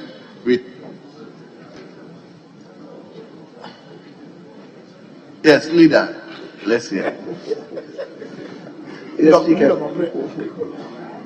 Speaker, I just want to come with a follow-up question to the issue raised by the honourable member for the DOD.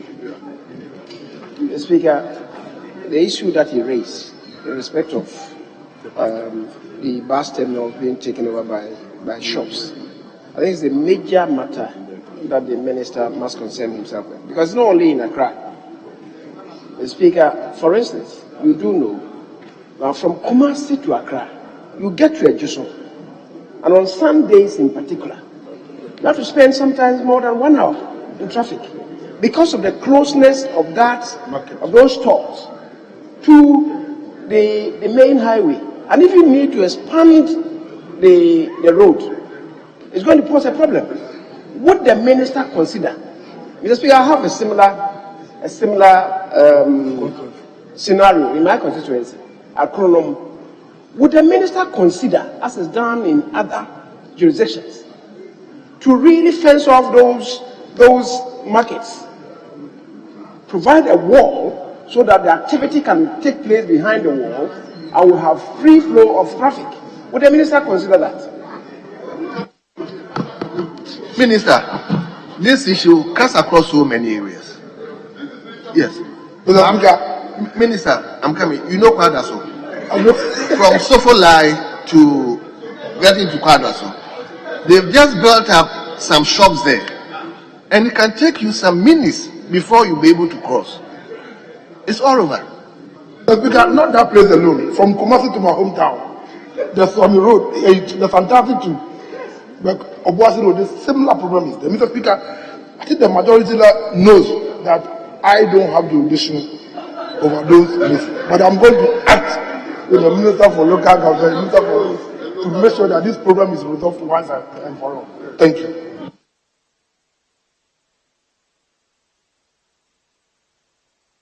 Honorable Member for the Judicial, can you file a question to Local Government Minister so that we can deliberate on Mr. this? Speaker, I'm the ranking member for local government. I'm very happy. I would want to do that. But I'm so happy that the regional minister for Greater Accra is here. Recently, you see, Mr. Minister, I want to commend my brother for the work he did to protect the Opera Square bus terminal. So we are allowing these things to happen, and I'm very happy leader himself has commented on it. It's happening everywhere in the country. Everywhere. More open spaces have been taken over by shops. So where buses are supposed to even park and load, they can't. So people are forced to stay on the road. Buses are loading on the main road. So they block traffic. I think the regional local government minister and the regional minister, Western regional minister is here. Yesterday I encountered the same problem in Takrady. He's also here. You know, I think the regional ministers should take it upon themselves to make sure that they assist the various district assemblies to clear the roads of all these shops that are springing up everywhere. People are building shops in the median of roads. It's so unruly. Sometimes they drain on the road. The local government minister has just entered. Local government minister. Local government minister. He has just entered. Sir, the truth of the matter is that the district assemblies are reneging on their responsibilities to make sure that the spatial planning law is adhered to. And as the people are building everywhere, taking up bus terminals for shops, this is wrong. It cannot be allowed to continue. Yes, this is not a question. Let's hear the regional minister. Mr. Speaker, thank you very much for the opportunity. My good brother, Honorable Edmond Ilantivanapur, who is a chairman of the Greater Accra Parliamentary Caucus, just like my good self. Rather, I should be thanking him and the caucus for their immense support in the relocation of the onion sellers from Agogloshi to Ajin Kutuku. And again, as he rightly puts, we have been able to, under the Let's Make Greater Accra Work agenda and Operation Clean Your Frontage, we've begun an exercise. And it's just in connection with what he's saying. We have people off the high streets, the principal streets, and in some cases, pavements. Yesterday, I was at Medina, a market called Bosche, and for the information of my good brother, over the last 8 years or so, traders have flanked the stretch from one end of the footbridge to the other. Today, I can report on authority and this August House that we have managed to move all of them voluntarily to the market. And so, under the able leadership of the local government minister, who has been supporting me in Greater Accra and his good self, Operation Clean Your Frontage is on course. And by the grace of God, Accra will work again. Thank you very much. Thank you very much. Honorable Minister for Local Government. Honorable Minister for Local Government. There is this question of developers taking over all our lorry parks, lorry stations. And the minister answering his question more or less passed the question to the local government minister. So I asked the owner of the question to file a separate and special question, proper question to you. But now that you are here, if you can tell us something. But indeed it's true, it's something that is going on and we need to address. Thank you, Honorable Speaker. Honorable Speaker,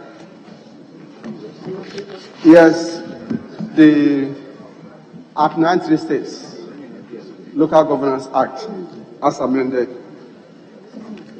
places the responsibility and the local authorities. Right, Mr. Speaker, we all know that before any development takes place, they always have to apply to the assembly for the permits to be given before certain things are done. So the issue is whether whatever is being done is within the development framework assembly. That's how we'll have to first question. So we have issues about these things, and I'm sure when the question is filed, we'll come out and answer it appropriately. And then always seek the support of members, honorable members, who are all members of the district assemblies, to help and use their position to leverage on the activities of the district assembly, so that we can all achieve what we want for our people. Thank you, Honorable Speaker. Thank you, Honorable Minister. So we now turn to question number 745. Question number 745. That stands in the name of a member for Afram Prince North on Miss Betty Nana Efua Crosby Mensah. Are you Crosby Mensah? Mr. Speaker, definitely not.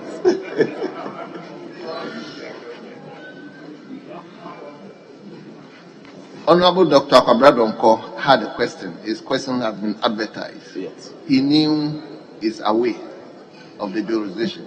He asked a member to ask the question, and he informed me. I don't think. Okay, let's hear you. Speaker, I have the authority of the owner of the question to seek your leave to ask the question on her behalf. Mr. Speaker, I rise to ask on behalf of the member for Afram Place North, the Honorable Betty Nana Crosby, to ask the Minister for Transport when works on Agodake Landing Beach in the Afram Place North constituency will be completed to enable safe landing of ferries. I thank you. Yes, Honorable Minister.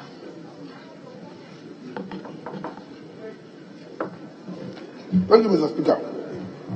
Mr. Speaker, the Ministry commenced the rehabilitation of the ferry landing sites and facilities along the Volta Lake, namely Yeji and Makango Riverbank and Agodeke in 2019. Work is currently about 46% complete. Mr. Speaker, this project is a multi-year transaction project, unlike Yeji and Makango sites, which are concrete ramp. The Agodeke site is earthen ramp. Unfortunately, a number of factors, including the rising lake level and rainfall, have adversely affected the construction of the concrete ramp at Agodeke. The works will resume at the site when the weather conditions is favorable. Mr. Speaker, in addition to that, as part of the Korean Earthen Bank project, this site is also part of the new concrete landing site that we are going to build. So together you will be able to provide a facility to finish this particular project. Yes, Honorable Member. Speaker, I am an adjoining beneficiary of this project, and so I have so much interest in it. Mr. Speaker, the Minister has told the House that about 46%, the rate of work is about 46% completion rate. I don't want to dispute his assessment, but I've been there recently and it's practically a bare land.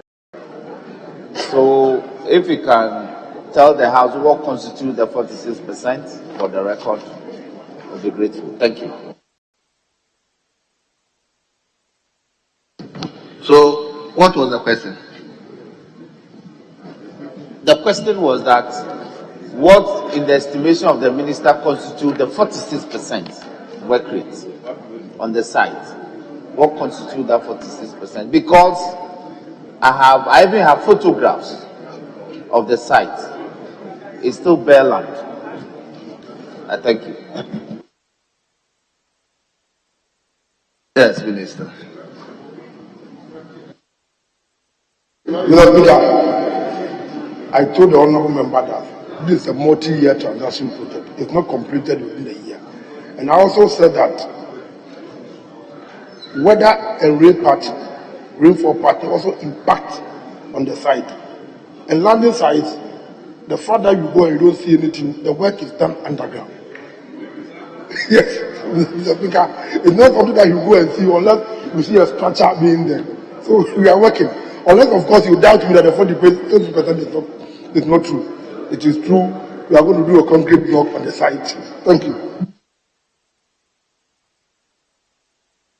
Honorable, your last question. Oh, the second one, Mr. Speaker. Your last question, yes. Mr. Speaker, I'm guided. Mr. Speaker, it's precisely for some of the reasons the minister cited that when sites are scouted for projects like this, they take some geomorphological features and some human factors into consideration. The site in question is like a small bay. And Mr. Speaker, when the lake is in full flood, it looks suited for the project.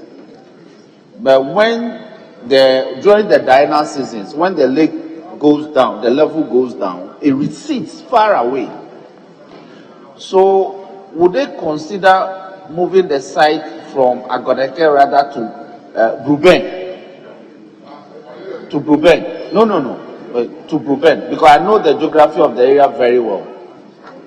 Bruben looks like a straight shoreline, and it's not affected by the restriction, the annual restriction of the lake volumes. So if yes, so would the minister consider taking a look at the physical location of the project? Minister, will you consider taking a look at? I have asked the question. Mr. Speaker, the honourable member, I know that he's a very good lawyer. I didn't know that today he has another qualification in engineering. And the advice he has given me, I will take it on board and seek the advice from the engineers from VRA and the Ministry of Transport and the consultant and see. I know that my brother has acquired another qualification. His advice is waiting. Well. So we take the last question number 759. The last question for the day, question number 759. And the question stands in the name of a member for Karachi West. Honorable Herin Ajuantoso. Honorable, you may ask your question. Thank you, Mr. Speaker, for the opportunity to ask this question. Honorable Speaker, I rise to ask the Minister for Transport whether his ministry has plans to expand the Karachi airstrip. Thank you.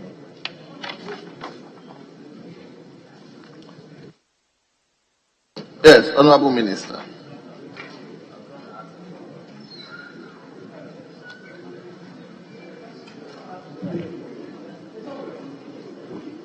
Thank you, Mr. Speaker. Mr. Speaker,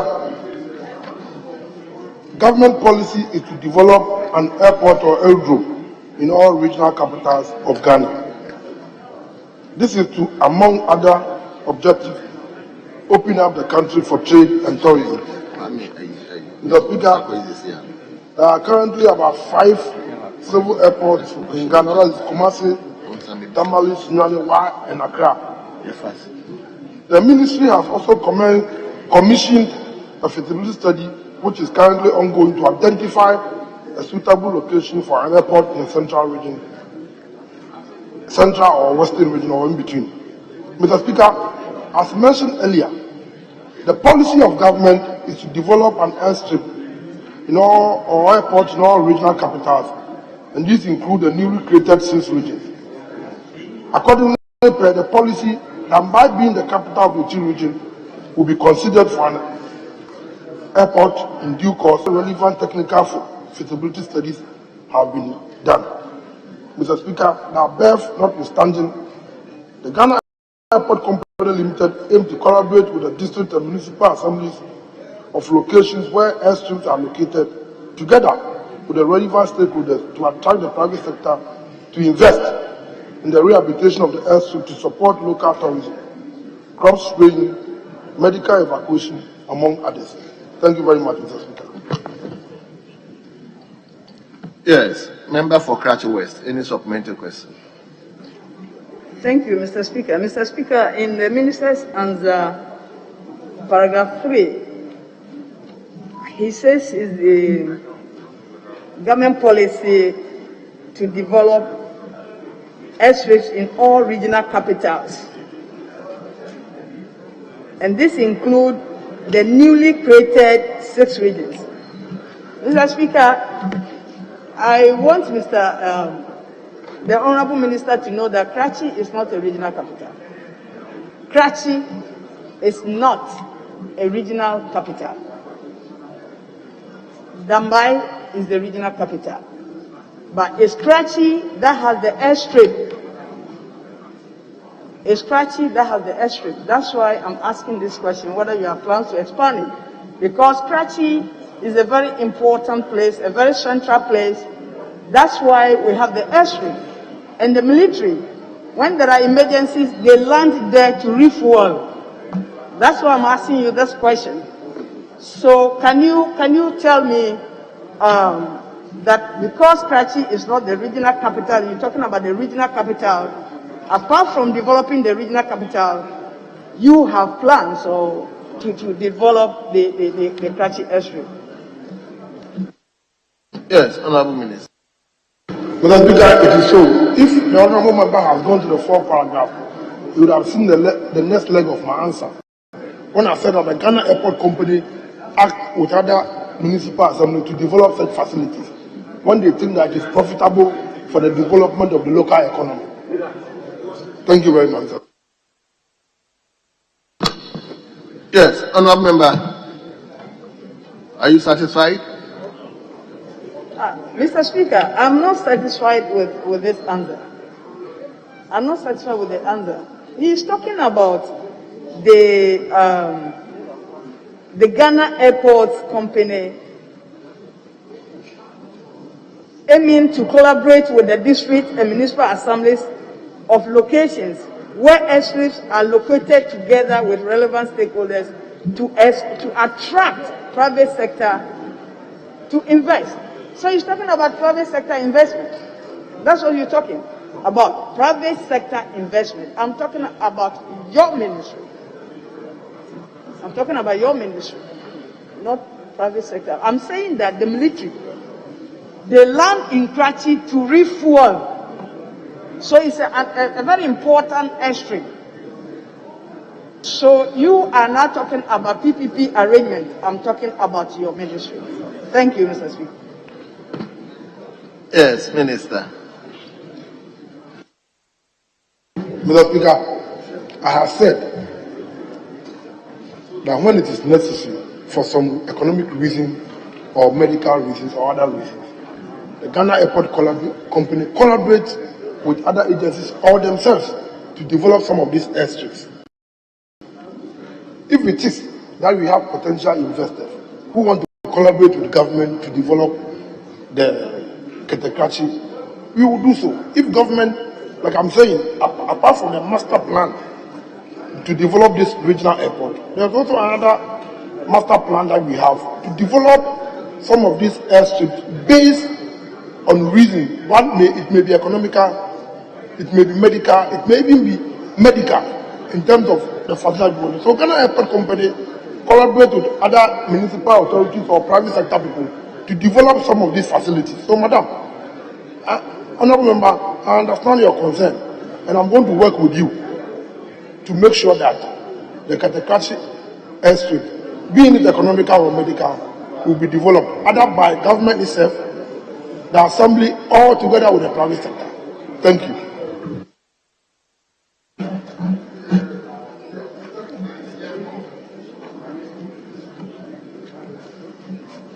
Honourable members, this constituency specific question, I'm not admitting any other question. You finish. Last one. Mr. Speaker, while people are listening, I want the minister to assure this house. I want an assurance from the minister that he will help to get the investors he's talking about to expand the taxi airstrip. I want an assurance from Minister assurance. Mr. Speaker, I'm happy that people want to have belief in me. It means I can convince people to find a church for them. And I want to assure the honourable member that he has no reason to doubt me. Thank you. Honourable members, we have brought question time to a close. Who airport is not here? There's no question about it.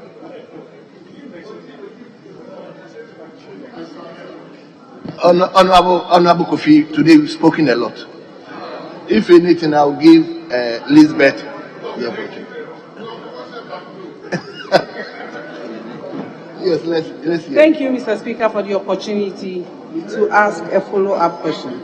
Reference paragraph 3, I want of the minister's answer, I want to find out whether he started plans for a new airstrip or a new airport in Bono East Capital, Techiman. Thank you.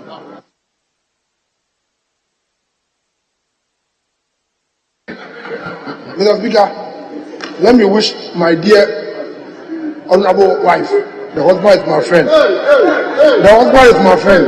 Happy birthday. Mr. Speaker, I don't know the program of Honorable Suhini. Where I come from, your brother's wife is your wife.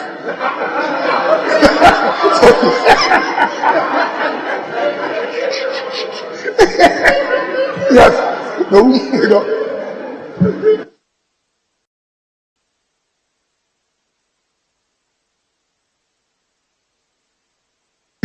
Mr. Speaker, yes. Mr. Speaker, we are almost done with the Sunyani Airport. Sunyani Airport phase 1 is almost done. By next week, I will go for the inspection and open up the airport for commercial flight. And we will consider, like you said, if you look at the distance between Sunyani and Pro, it's only the distance. So I think together, I will sit down with the regional minister and Ghana Airport Company and see if immediately we can develop such facility. And you, so and see what we can do. So thank you very much. Very well. No, honorable. We are not going to build airport assembly.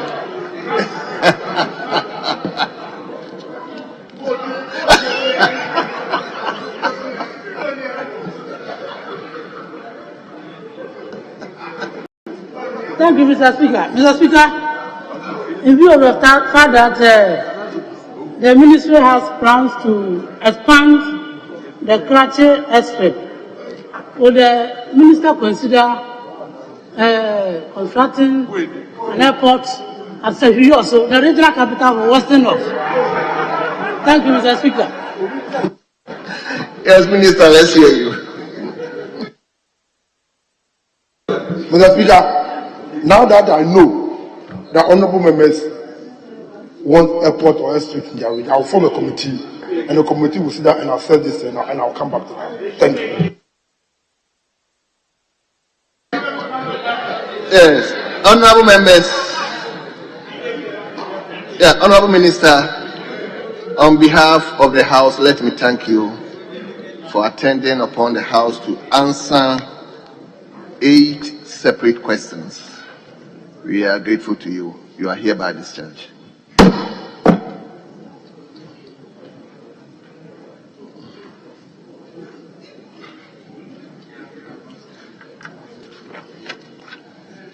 Yes.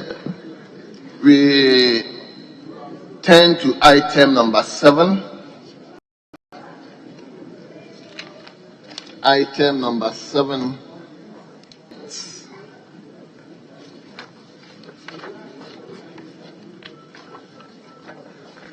The first statement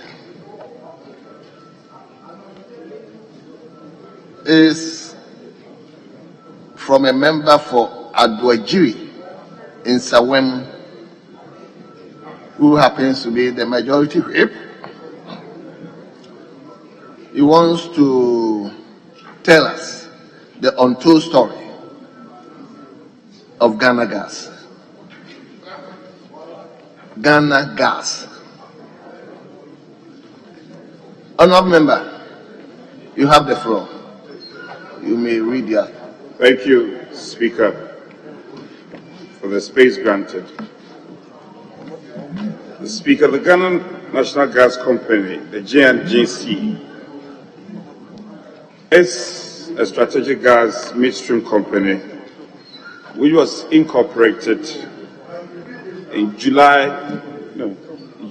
2011, and during the tenure of the former President John Dramani Mahama. Speaker, the company, amongst others, is mandated to build, own, and operate infrastructure required for gathering, processing, transporting, and marketing natural gas resources in Ghana and internationally. Speaker, Ghana Gas was born with a vision to be trusted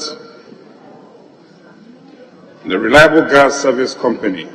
In the pursuit of this dream, the company identified 3 pillars of growth, including business development, capacity building, community development as critical to its existence and relevance. The company completed the early phase of gas infrastructure system, or the phase 1 of the gas. Honourable members, let's give the member our attention. It appears he's reading, nobody is listening to him. Please. Yes, honourable member. Speaker, I'm grateful.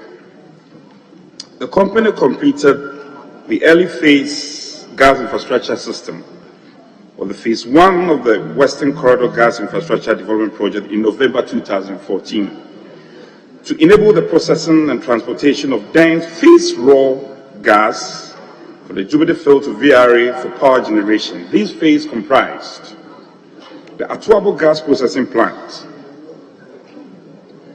the 12-inch 58-kilometer offshore gathering pipeline system, the 12-inch 110-kilometer Atuabo Takoradi gas transmission pipeline system, the 20-inch 75-kilometer Esiama Prisia gas transmission pipeline system,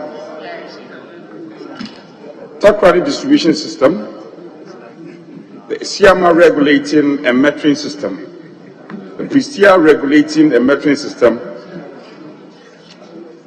block valve stations, amongst others. Speaker, the commercial operation of the gas infrastructure system commenced in April 2015 to enable the uninterrupted supply of lean gas to VRA. Other useful products from the processing of the raw gas include liquefied petroleum gas, condensates, and pentanets. For many who are familiar with science, gas processes and transmission operations are complex activities requiring various shades of knowledge in engineering, including chemical, mechanical, electrical, civil, and other engineering disciplines. Speaker, owing to the nature of the business, the engagement of expatriates to construct, operate, and manage these facilities in this nascent industry. In line with this, the services of Sinopec, a Chinese company, was procured under an EPCC arrangement to construct the above-mentioned gas infrastructure. After construction, Sinopec was engaged to operate and maintain these infrastructures. Speaker, upon the assumption of office of the Chief Executive Officer of Ghana Gas, Dr. Ben Asante, with the support of management, embark on an intensified training and capacity building program in the company. The knowledge and skills of the engineers and technicians were enhanced and improved. In-house training sessions and the on-the-job experiences obtained from the direct understudying of the expert trades. Speaker, in March 2017, the Ghana National Gas Company took a bold decision to indigenize the operation and maintenance of the Atuabo gas processing plant and its associated pipelines. Unlike other processing plants, like in Trinidad and Tobago and Nigeria, which were indigenized after 50 to 40 years, respectively, Ghana Gas was able to accomplish this commendable feat under 2 years and 3 months. This milestone has been described by experts as unprecedented. Speaker, the indigenization of the Atuabo gas processing plant has yielded national benefits, including, amongst others, that it has saved the taxpayer and government of Ghana a monthly bill of some 3 million, culminating into some $36 million annually, as calls for engaging the services of the expatriates. Increase in employment of young with engineering, administrative skills, and supporting services, adding to the aspirations highlighted by local content and local participation policy of the country's oil and gas. The company has increased its local workforce by some 300% from 2017 to 2021, with future addition to its business portfolio. The company hopes to attract more qualified local graduates into the field of operation. Speaker, further to this, due to the continuous and enhanced capacities of the young and local engineers, the company has successfully undertaken some major works after the takeover, including 1. 3 planned maintenance shutdowns of the GPP and related pipeline and stations to maintain their integrity and ensure their continual and optimal functioning. Several pegging exercises of both the onshore and offshore gas pipeline systems for cleaning, inspection, and other remedial works. Speaker, as engine of industrialization, Ghana has provided lean gas to power producers of the production of electricity, aiding in the stoppage of intermittent supply electricity, which prolonged the nation and which plagued the nation and businesses alike. This has also ensured an uninterrupted flow of lean gas to VRA for power production. Speaker, currently, Wengan, Qatar, and Jintao are ceramic companies that receive sales gas at a moderate industrial rate for industrial heating purposes. Speaker, there has been a remarkable increment in gas flow from some 90 million standard cubic feet per day to 300 since the indigenization, with future plans to increase to 450 when the proposed GPP Train 2 project is completed. Prior to the increase in gas flow, GNGC championed the interconnection of the Atuabo-Takoradi pipeline and the West Africa gas pipeline to ensure reverse gas flow from the western to eastern enclaves. Again, the car power barge was relocated to Takoradi to ensure close proximity to gas supply. Speaker, with an increase in flow and expansion of the gas network, after taking over from Sinopec, it was imperative to ensure that the network operates at the required pressures. Hence, the need to construct a compressor station to meet pressure demands within the pipeline network. Pursuant to this, the Anochi main compressor station was built by GNGC, and it is under the operation of Ghanaian engineers. Speaker, also the company has supported the SDG 7 affordable and clean energy and government policy on the utilization of LPG by meeting 60% of the LPG requirements of the country. This percentage is anticipated to increase upon the completion of the GPP Train 2, which will be configured to produce more pure products. Under the directive of government, the company is in the process of partnering other entities to use gas as a feedstock for fertilizer production. This venture shall, among other benefits, provide a boost to the local agriculture industry, save government millions of importation of fertilizers, and help reduce the nation's foreign exchange losses from such imports. Speaker, the GNGC, as a socially responsible company, always strives to give back to the community in which it operates. By the extension of the whole country, the company has therefore rolled out several CSR programs across the nation, including the recent 1R1M. Through the program, Ghana Gas has executed several projects geared towards improving the livelihood of Ghanaian communities. Speaker, the company has completed 150 projects across the nation, covering across such education, health, constructed boreholes, roads, supported security agencies, and constructed astroturfs for sports and social development. The company has also provided and still provides scholarship to qualifying Ghanaian students in all levels of education. Speaker, with reference to the gas master plan, the GNGC plans to extend its infrastructure by extending the Esiama-Prisia pipeline to Burkina Faso through Kumasi, which will serve the Ameri plants being relocated to Kumasi. The company also has plans to create some redundancy by constructing its own Takrady thermal pipeline to link the western and eastern corridor as safeguard measures against mishaps in normal operations. So that there are plans to also link the pipeline into the hinterlands through Etiwa to Kumasi. The company has also commenced the construction of LPG bottling plants, which is located in Axim. All these projects are expected to be constructed and operated by Ghanaian engineers, emphasis mine, going a long way to reduce and promote the drive. Speaker, it is without doubt that the stories told give a vivid indication of the successful activities of Ghana Gas, and they must be applauded, encouraged, and positioned to do more. Speaker, on this note, I thank you for the space granted. I'm grateful. Yes, let me invite the Western Region Minister.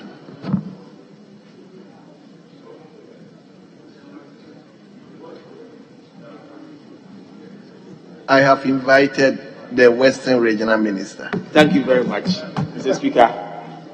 Thank you for the opportunity that anytime I come into Accra, I have the special opportunity to also contribute.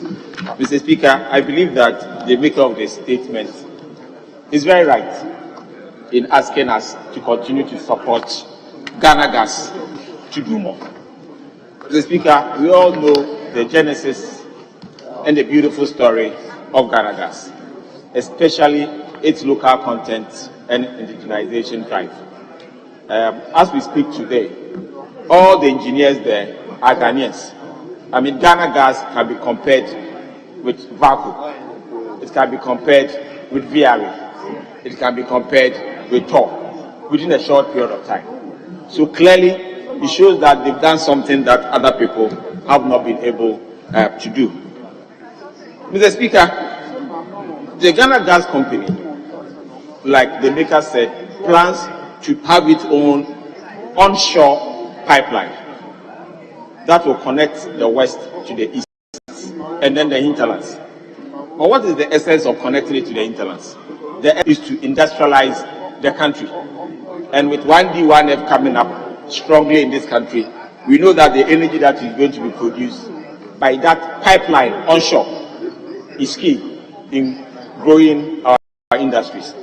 It will therefore be appropriate that when they bring their agreements and then their financial support to Parliament, we will stand behind Ghana Gas and GMPC so that they are able to deliver that project.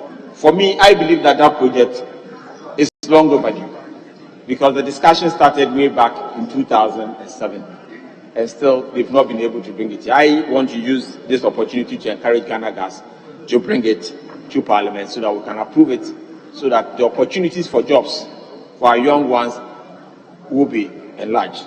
Mr. Speaker, the Maker also made mention of the LPG bottling plant at Nzima East. In fact, recently I had opportunity of speaking with the Chief Executive of Ghana Gas about this particular project.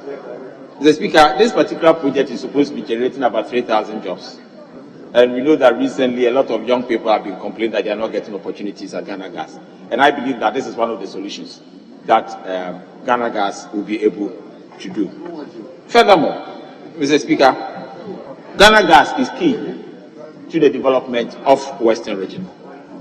The question I've asked myself is that if Ghana Gas can have all of its operations being managed by Ghanaians in Nzima, what is stopping them from moving their full headquarters to the Western region?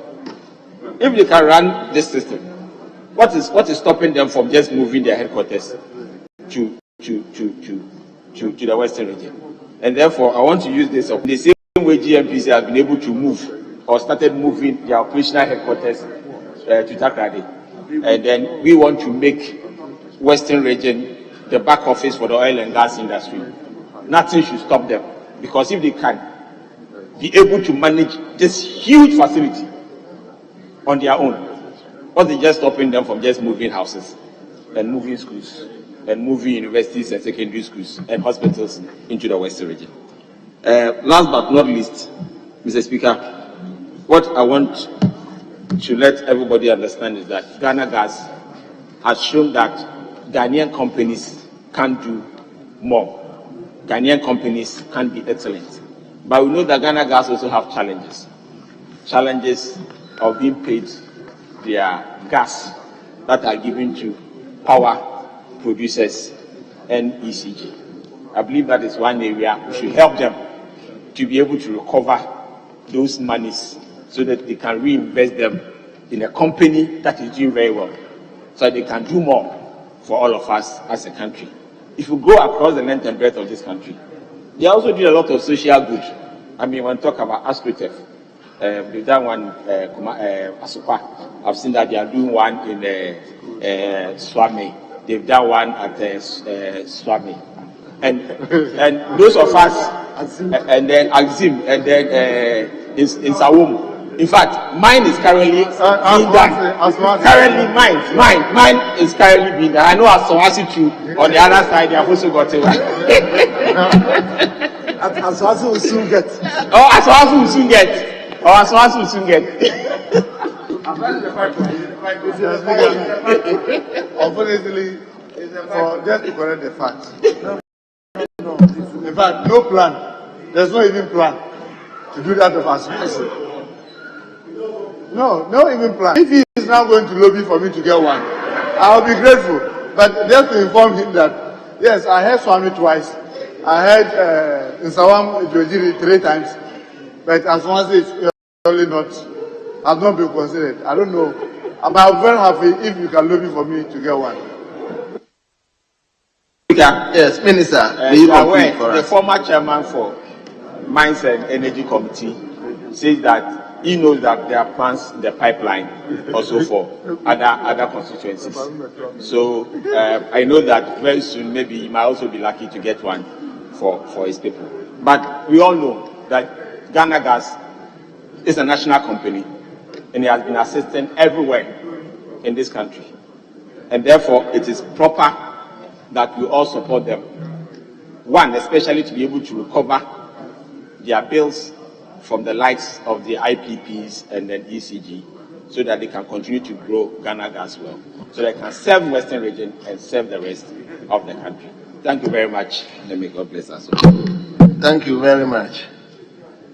Yes. Thank you very much, Right Honourable Speaker. Right Honourable Speaker. I haven't called you. Mr. Speaker, it's a telepathy, but I'm sorry. You know, myself and you, the telepathy exists. Okay, so even when I look into your eyes, I can tell that you are about calling me. Thank you very much, Right Honourable Speaker. Right Honourable Speaker, let me thank the Majority Chief Whip for this very, very insightful, very, very important statement that is made. Mr. Speaker, today we are talking about the Ghana gas. Indeed, I do recall, as spokesperson to His Excellency Vice President John Dramani Mahama then, in meetings, when we assumed office, that even if we can't do anything, as for our domestic gas, there should be value addition, and that we should take full advantage of our indigenous gas. Mr. Speaker, in 2011, under President Mills, the NDC administration conceived and began the process of constructing this all-important facility. In fact, the company was incorporated in July 2011. The project financing, which was about a $1 billion amount, was part of the $3 billion facility from the Chinese Development Bank. Government of Ghana itself contributed 15% of that amount. And like my good friend stated, it had to do with a 45-kilometer offshore natural gas pipeline, a 111-kilometer onshore natural gas pipeline, and 75-kilometer lateral pipeline. Now when you process the gas, and our gas is simply what we call methane. Methane is CH4. Because you have methane, pentane, butane, in that order. Ours is methane, which is like pure gas. And it's not just the methane, Mr. Speaker. The gas processing plant today has a capacity to produce about 50% of domestic LPG. That gas processing plant produces about 98% of that gas is sent into the electricity subsector. And so because of that, hitherto we used to import about 12 parcels of light crude oil. Today we import virtually no light crude oil, and that gives us an annual savings of over $300 million, aside the employment that it creates. Mr. Speaker, it's also important to note that despite all these benefits we are getting from this gas, Ghana Gas's debt today is about $1 billion. That is unacceptable. And I think that as a House, we must work with all the stakeholders. Honourable members, that conference must cease. We must work to ensure that we deal with this issue of the debt overhang. Now there are even plans to extend the pipeline. And those who do not know, there's a company called Men Energy. They were initially doing private pipelines, supplying the mines. And so very soon, if we can work very hard, Ghana can become like Cushing's in Oklahoma, where we become the center and the hub for the gas industry, such that we do not just supply gas for our domestic use, but then we supply gas to other West African countries. Because the gas pricing is not like crude. Crude oil price is international and is standard.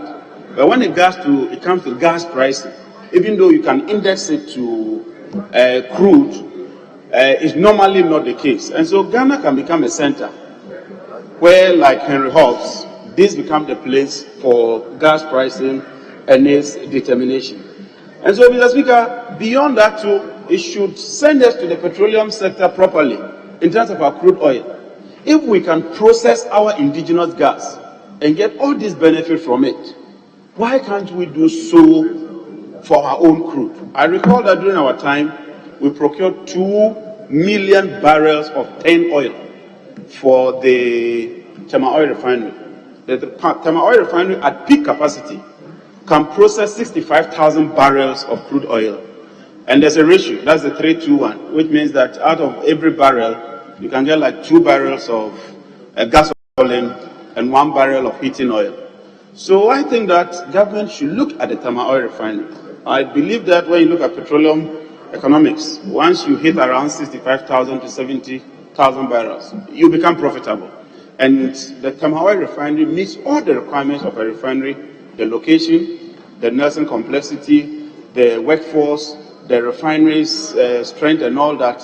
And so I would plead with government to look at where we're left off, especially when we started giving our own indigenous crude oil to the Tama Oil Refinery, so we can process our own crude oil and also make some revenues out of it. Mr. Speaker, having said this,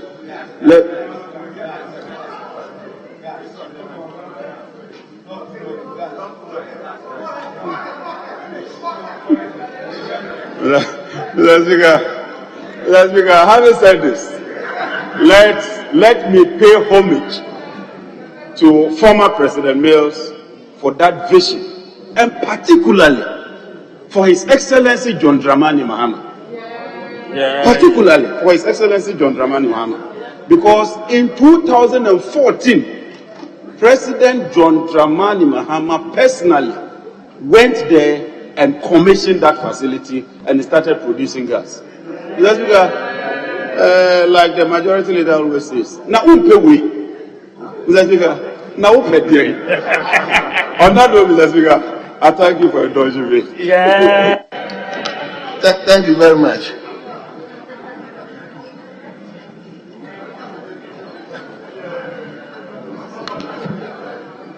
Odotobi, hold on for me. Let me from George Napo, let me go to Samuel Napo. I'll come to you.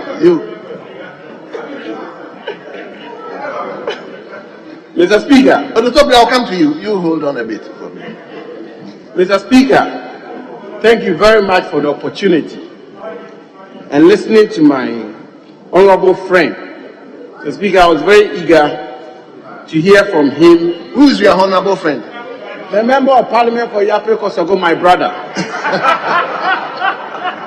Mr. Speaker, I was very eager to hear from him some of the concrete measures they introduced and interventions in the energy sector, particularly in the gas infrastructure development of our country, and most especially, Mr. Speaker, the matters of Dumso, which he as Deputy Minister, they superintended over for 4 years. Mr. Speaker, but the observation I've made, Mr. Speaker, the observation I've made is that quite clearly, my honorable friend has had some considerable time on his hands for the past 5 years and done some reading. I think he's done some reading and given us quite a lecture on theories, on energy principles, on energy principles, and taking us through a classroom. Mr. Speaker, we can only hope that you have an opportunity someday beyond 2024 and beyond, to implement these principles that you so learned since he's been in opposition. But Mr. Speaker, clearly, on a serious note, Dumso alone is a clear testimony of the verdict of the President Mohammed's government. You should have spoken about it. Thank you, Mr. Speaker.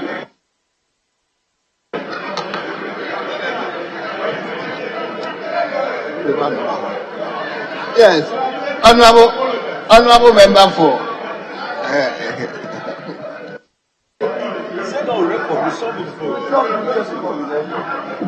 Thank you very much, Honorable Speaker, for the opportunity to add my voice to the statement ably made by the Chief Whip of the majority side.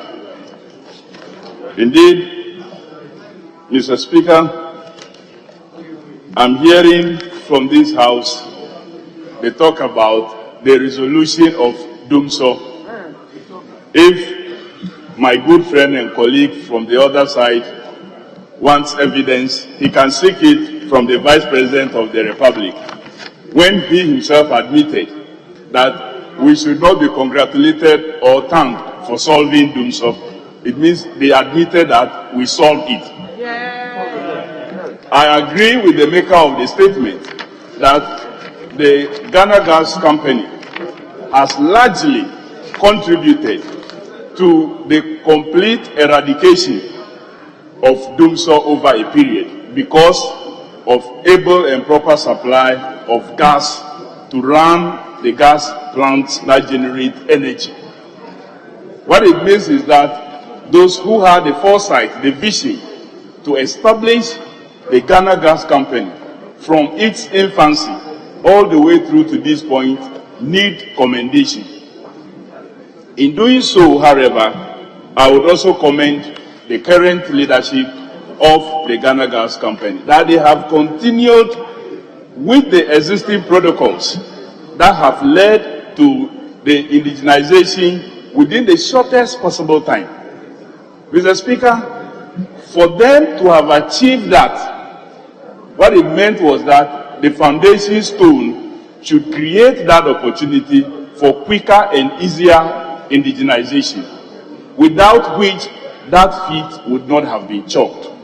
And so when many thought that Ghana Gas was going to be like any other company that may not succeed, that will not do well, that will not progress, today, late President Mills and former President John Dramani Mahama, who saw through and birthed it and pushed it through all of us, have been vindicated. That the maker of the statement from the government side is admitting that the Ghana Gas Company has largely helped to stabilize the energy that is produced in this country. Mr. Speaker, like has been said by others, and also even the maker of the statement, we knew at the time of the formation of this company that this country has the capacity to be able to take us through all the processes. And that was why then President John Evans Mills and the Vice President indicated that there was a need to invest that amount of money in establishing our own gas processing company. Because we knew, Mr. Speaker, within the shortest possible time, we will have Ghanaians running that company and running it effectively, as has been admitted by the maker of the statement. What we can only add, Mr. Speaker, is that we must not allow this great initiative to be burdened with debt. Government policy on energy, government policy on pricing must be such that you will be able to pay these companies so that they will not collapse under huge debt. It is wrong for Ghana Gas, which is helping us to sustain energy supply, to be burdened with more than $1 billion debt today, when they are regularly supplying gas. We must not allow what has happened to many other energy generation or gas generation companies to happen to Ghana Gas. This is our baby, and we will help them to make sure that the debt owed Ghana Gas is settled, so they can be on their feet to do their primary objective and also engage in other corporate social responsibility as they are doing. In listening to my colleague from the other side who talked about some corporate social responsibility, I would want to urge that they extend their hand to cover many other areas and not just limit it to the zone in which they are operating. Thank you very much, Mr. Speaker, for the opportunity. Yes. Let me now come to Dotobri. Thank you very much, Honorable Speaker, for the opportunity to make some few comments on the statement delivered by Honorable Craig. Mr. Speaker, Ghana discovered oil and gas in commercial quantity in 2007. Mr. Speaker, right away, the necessary efforts to make sure that this resource is developed and have production and get the necessary benefits started from 2007. Mr. Speaker,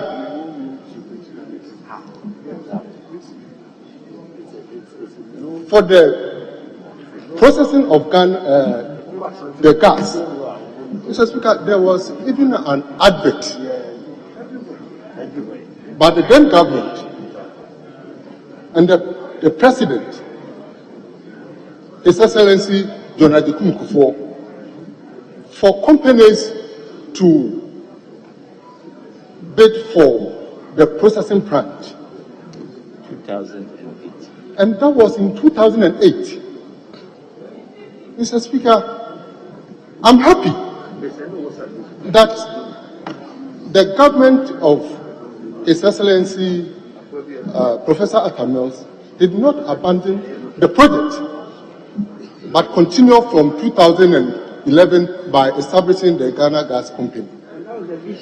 And you cannot, when you have discovered oil and gas in commercial quantity, and you have an associated gas or the oil, you cannot say that you will not develop the processing plant to process the gas.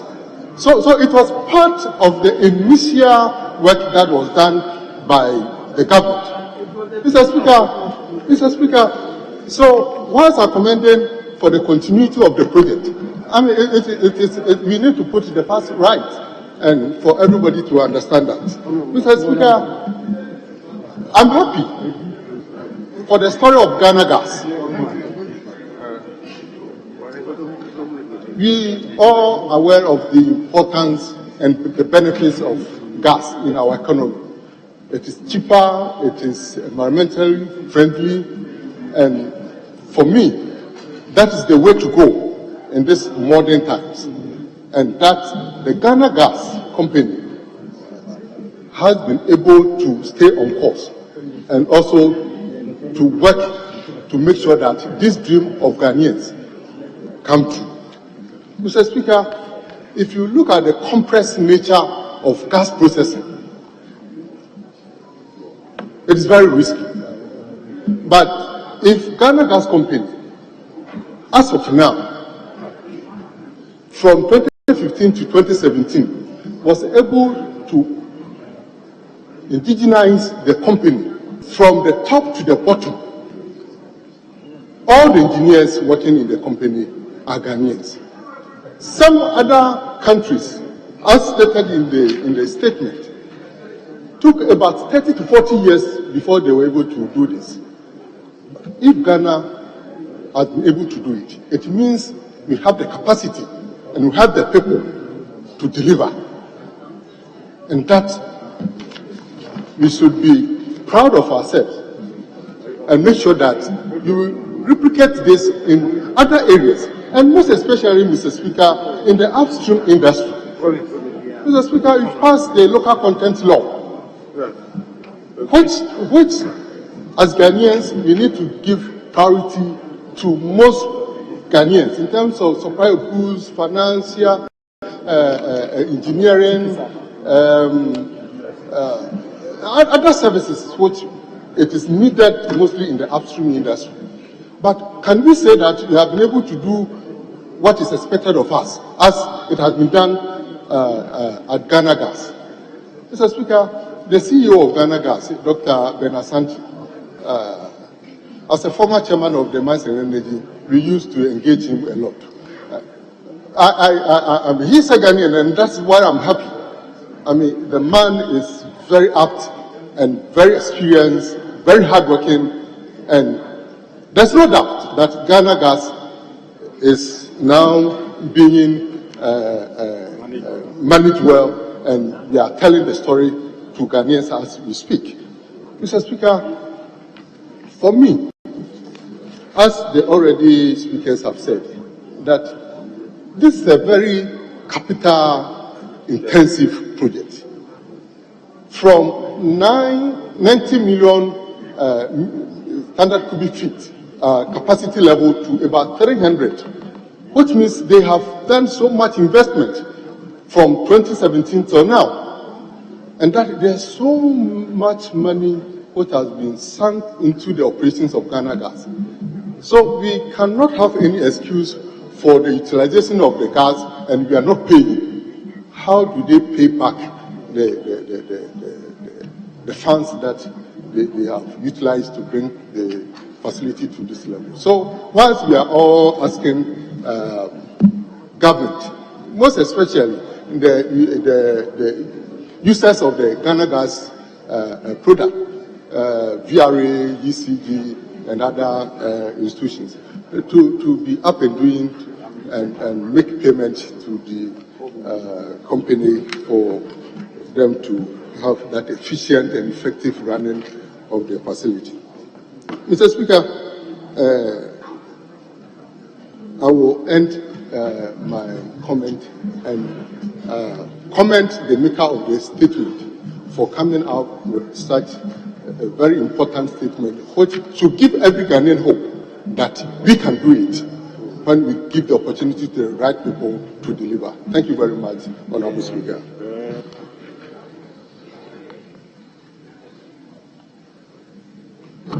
Let me give the, is it Saga South? Yes. A woman wants to contribute. Thank you, Mr. Speaker, for the opportunity to contribute to the statement made by the Chief Whip, the Majority Chief Whip. Clearly, the maker of the statement invested a lot of time in bringing us to speed in terms of Ghana Gas Company and what's going on there. Most of the information in the statement is quite refreshing, and I note the 300% increase in local employment, youth employment, employment for our graduates. Although the maker did not tell us from what numbers he's calculating 300%, we want to assume that any government enterprise that is able to generate a 300% workforce availability within a space of 4 years is quite instructive and refreshing, and I think we need to applaud that.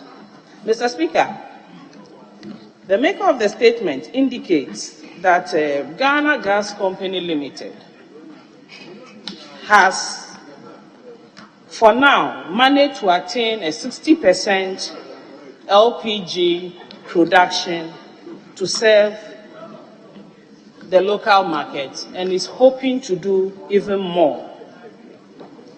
Mr. Speaker, I think that effort needs to be commended highly because it relates directly to the UN Sustainable Development Goal 15B. And the SDG 15B reads, Mr. Speaker, with your permission,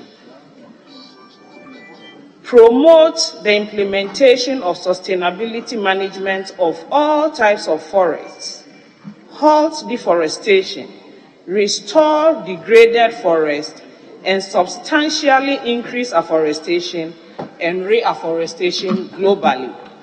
Mr. Speaker, within the context of the provisions of this SDG target, we immediately bring our minds back to our environment. In Ghana today, as at last month, the cost of a cylinder full of LPG moved from 120 cedis to 135 cedis. Mr. Speaker, these days when you go to the filling points, you find ordinary everyday Ghanaians with cylinders negotiating rates of purchase. They are not able to purchase the full cylinder and they are asking to be served in bits of 20 cedis, 30 cedis, 10 cedis, LPG. Mr. Speaker, this development only has the potential of degrading whatever achievements Ghana would have made in terms of attaining SDG 15.2. Mr. Speaker, when you travel on our highways, when I go to the north and I'm returning to Accra, right from the Ape Damangu Junction, you see mammy truck loads of charcoal, overloaded, overpacked with charcoal, heading southwards. What this tells us is that we have a lot of work to do in terms of promoting the use of LPG and the added responsibility of making it affordable so that we can preserve the forest. The little forest cover that we have should be preserved. Mr. Speaker, sometimes I wonder how many trees we cut to burn charcoal, but even one tree is one tree too many. And so we applaud Ghana Gas Company for all the good work. We are hoping that steps will be taken to reach the full complement of the 100% LPG local production. And something should be done about the cost so that the ordinary Ghanaian can afford LPG gas in order that we can save our forest and environment. Thank you very much, Mr. Speaker, for the opportunity. I'm coming to leadership. You are yielding to. Okay. Honorable Suheni. Yes.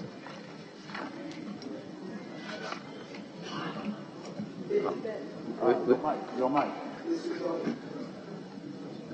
Okay. Thank you very much, Right Honorable Speaker, for the opportunity to contribute to the statement ably made by the Majority Chief Whip on Ghana Gas. The Speaker, I'm disappointed that my very good friend, the Minister of Lands and Natural Resources, has stepped out after his contribution. But I'm excited, however, that his brother, Honorable John Jinapor, the former Deputy Minister for Energy, took us through the history of this project, the Ghana Gas project.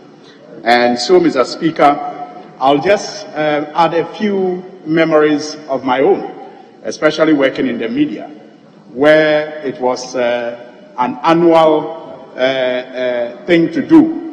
Whenever the West Africa gas pipeline had problems, then you were sure that in the editorial rooms, the issues of West African gas pipe was going to dominate in every news bulletin that you carried. Today, I'm sure that many new reporters and journalists will not appreciate what it meant in those days, every time the West Africa gas pipeline was down as a result of its inability to supply Ghana with gas, and how that consequently affected power generation and electricity in the country.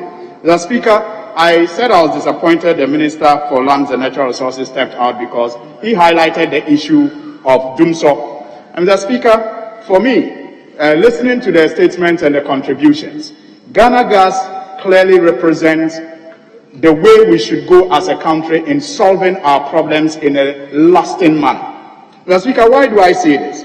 As a result of that single investment in the construction of the Ghana Gas plant, that investment led to a situation where jobs, as the statement and the contributions have testified, have been created. Sustainable jobs, not the kind that will go off after a regime or in some cases after 3 or 4 years. Sustainable paying jobs at Ghana Gas. That one investment also ensured that as a country we now save $300 million US. That may not mean much, but if you put it in the context of the depreciating cedi today, you will understand how many of such investments can in the long run strengthen our cedi and make our cedi competitive on the international market. That single investment has also ensured that as a country today, LPG that we used to import 100% of as a country has now been cut down by 50%. Mr. Speaker, it tells you that when solutions are well thought through and implemented and carried out, they go a long way to solve other problems that we are faced with as a country. So for me, Mr. Speaker, the Ghana Gas project represents the way to go in solving our myriad challenges as a country. That singular investment has contributed to the resolution, to the solution of making our city strong. It has contributed to reducing unemployment. It has contributed to ensuring that LPG imports are cut by 50%. What we, however, need to do, Mr. Speaker, moving forward, is to look at how we can make similar investments to utilize the gas resource that we have as a country. In fact, many analysts have said that one of the blessings of crude discovery in this country is not even with the crude, but it's with the gas that we have as a country. We are so blessed with gas that if we complemented Ghana Gas and other such industries with investments that will enable us, for example, begin to produce our own fertilizer, because we are an agrarian economy. And as we speak today, because of Russia's invasion of Ukraine, it is clear that this year farmers are going to have a tough time finding fertilizer for their farms. If we complemented the investment of putting up the Ghana Gas with other such investments that will lead to production of fertilizer, just as we are now producing LPG, I'm sure that we will be cutting down on imports, we'll be making our city strong, and we'll also be making fertilizer cheaper for our farmers.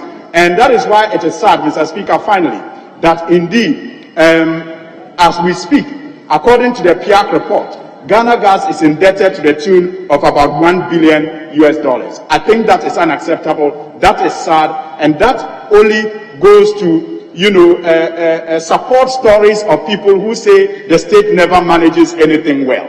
Because an infrastructure such as Ghana Gas should not be running at a loss. If it were in the hands of a private person, I am sure that it would have been doing better. But let us not, run it down and perhaps in the future, as we have done to many other industries of state, decide that we want to privatize it and put it in private hands. I think the management there should up their game. The people who have had the opportunity to secure jobs there must justify the confidence that the state has put in them. And those partners that they work with, VRA, GRICO, and others, together with government, must make good the debts that they owe, so that it can continue to serve us well. Mr. Speaker, I thank you for the opportunity to comment on the statement.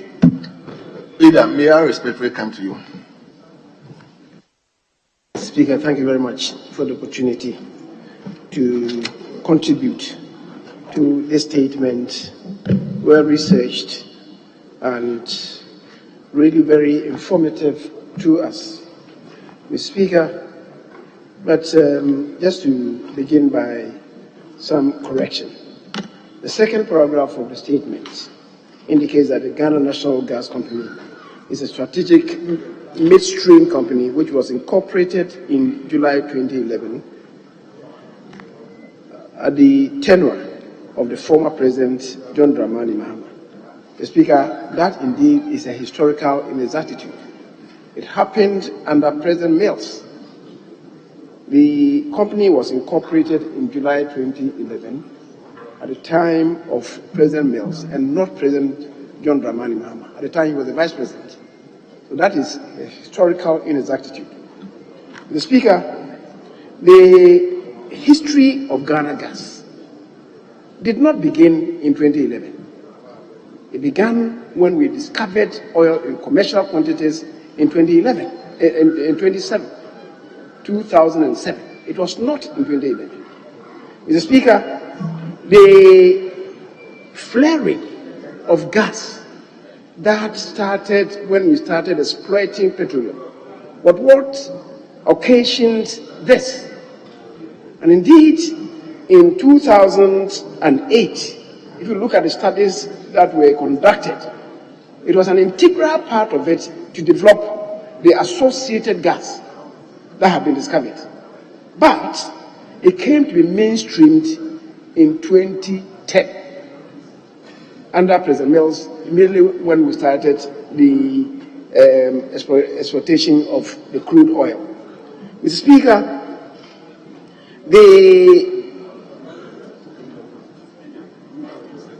we are told, and indeed that is true, that 50% of gas that is used domestically in Ghana now is produced by Ghana Gas. And Mr. Speaker, the savings that go with it, as we've been told, saving about $300 million every year is colossal. In 10 years, the Speaker would have saved $3 billion. And in these times when we need every cent, that certainly is a blessing to us as a country.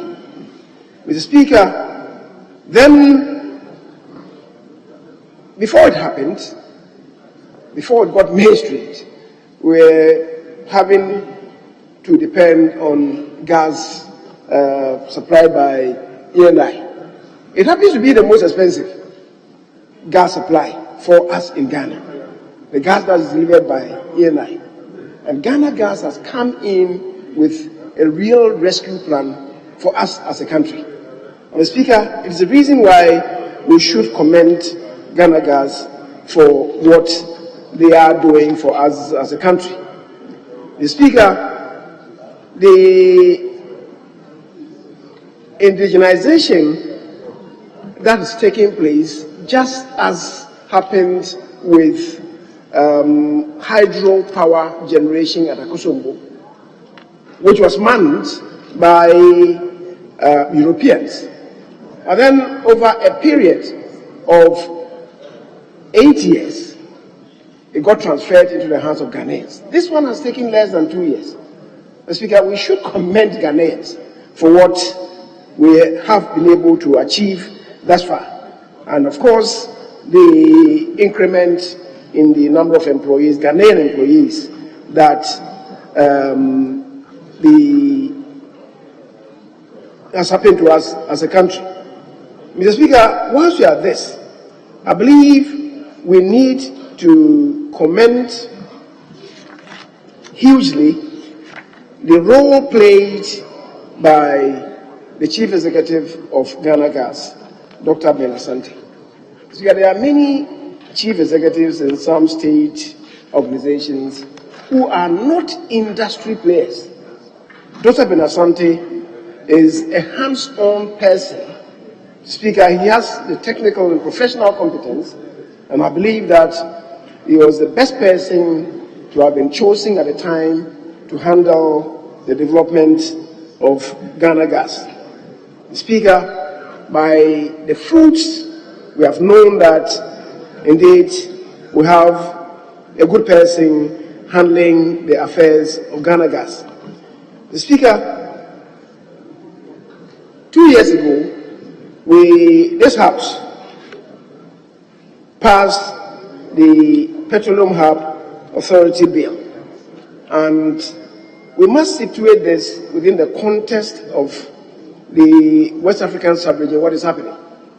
And I'm happy that the Honorable John Jinapo related to what is happening at Tema Oil Refinery. The Speaker, at the moment producing, I should say, capable of producing 65,000, processing 65,000 barrels of crude per day. The Speaker, I believe the time has come for us to have a second look at it and revamp it and indeed expand the capacity of Tema Oil Refinery. The reason is this. Today, the BDCs and OMCs are telling us that daily consumption of oil is in the region of 80,000 barrels per day. To the Speaker, the experts tell us that on a daily basis, we are using about 120,000 barrels per day. So there's a shortfall of about 40,000 barrels every day. What does it mean? It means that some people are not paying taxes on about 40,000 barrels of oil every day. And that's dangerous for us. I know the minister responsible for energy and transport are having some discussions about the expansion of Tema Oil Refinery. And they are talking about expanding it to produce about between 80 and 100,000 barrels. Mr. Speaker, I believe they should be encouraged to look beyond, much beyond that. Because giving where we are as a country and the fact that we want to develop the country into a hub, a petroleum hub. If we should produce 100,000 or 120,000, Mr. Speaker, we will be utilizing the producers ourselves. And how do we become an oil hub if what we are producing, we are going to have to use everything? We can only be an oil hub if now that you are utilizing about 120,000 barrels per day, the oil refinery is producing about between 300 and 400,000 barrels per day. And don't forget, Ghana's oil utilization is growing exponentially because 5 years ago, the 80,000 that we're talking about is just 5 years ago when we were using 80,000. Today is 120,000. What it means is that 5 years from now, everything being equal, we will be in the region of about 150,000, 160,000 barrels per day. And that then means that if you are setting up a refinery to produce 150,000, we'll be utilizing it in 5 years' time. So, Mr. Speaker, we need to build a refinery that will be able to generate at least 400,000, 500,000 barrels per day to serve our purposes and also to serve the neighboring countries in the sub-region. Mr. Speaker, the power, electricity is the lifeblood of industry. Today we are talking about one district, one factory. If we reach the full potential of this program, Mr. Speaker, it will provide additional fillip for the utilization of Ghana gas, because it is the gas that is bringing down our energy cost. And if you're able to do that effectively, we'll be satisfying the constitutional imperative in Article 36(2)(d), which provides that development, fiscal development in this country should be spread to all regions, to all districts, and areas within the districts. Mr. Speaker, somebody has raised issues about the issue about bringing down the cost of power generation. We can't look further afield. We should look within ourselves. Because whereas we produce power at very high cost, unfortunately today, even when we have been able to improve the systems somehow, about 25% of power that is generated in this country at high cost ends up as unaccounted for. What it means is that the power that is generated at so high, such a high cost, we don't pay for it. One, we lose some through transmission. Two, and more critically, we lose some through illegal connections. People connect the power, they don't pay. And so the high indebtedness of Ghana Gas is attributable to ourselves. Of course, I must say, VRA also contracts for the supply of Ghana Gas. They are not able to pay because VRA also supplies through electricity company to individuals, and the individuals don't pay. So who are we holding responsible? It's not government. Basically, it's ourselves.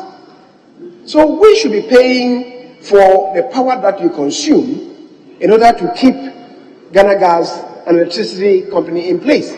If we don't resolve to do that, we cannot blame government.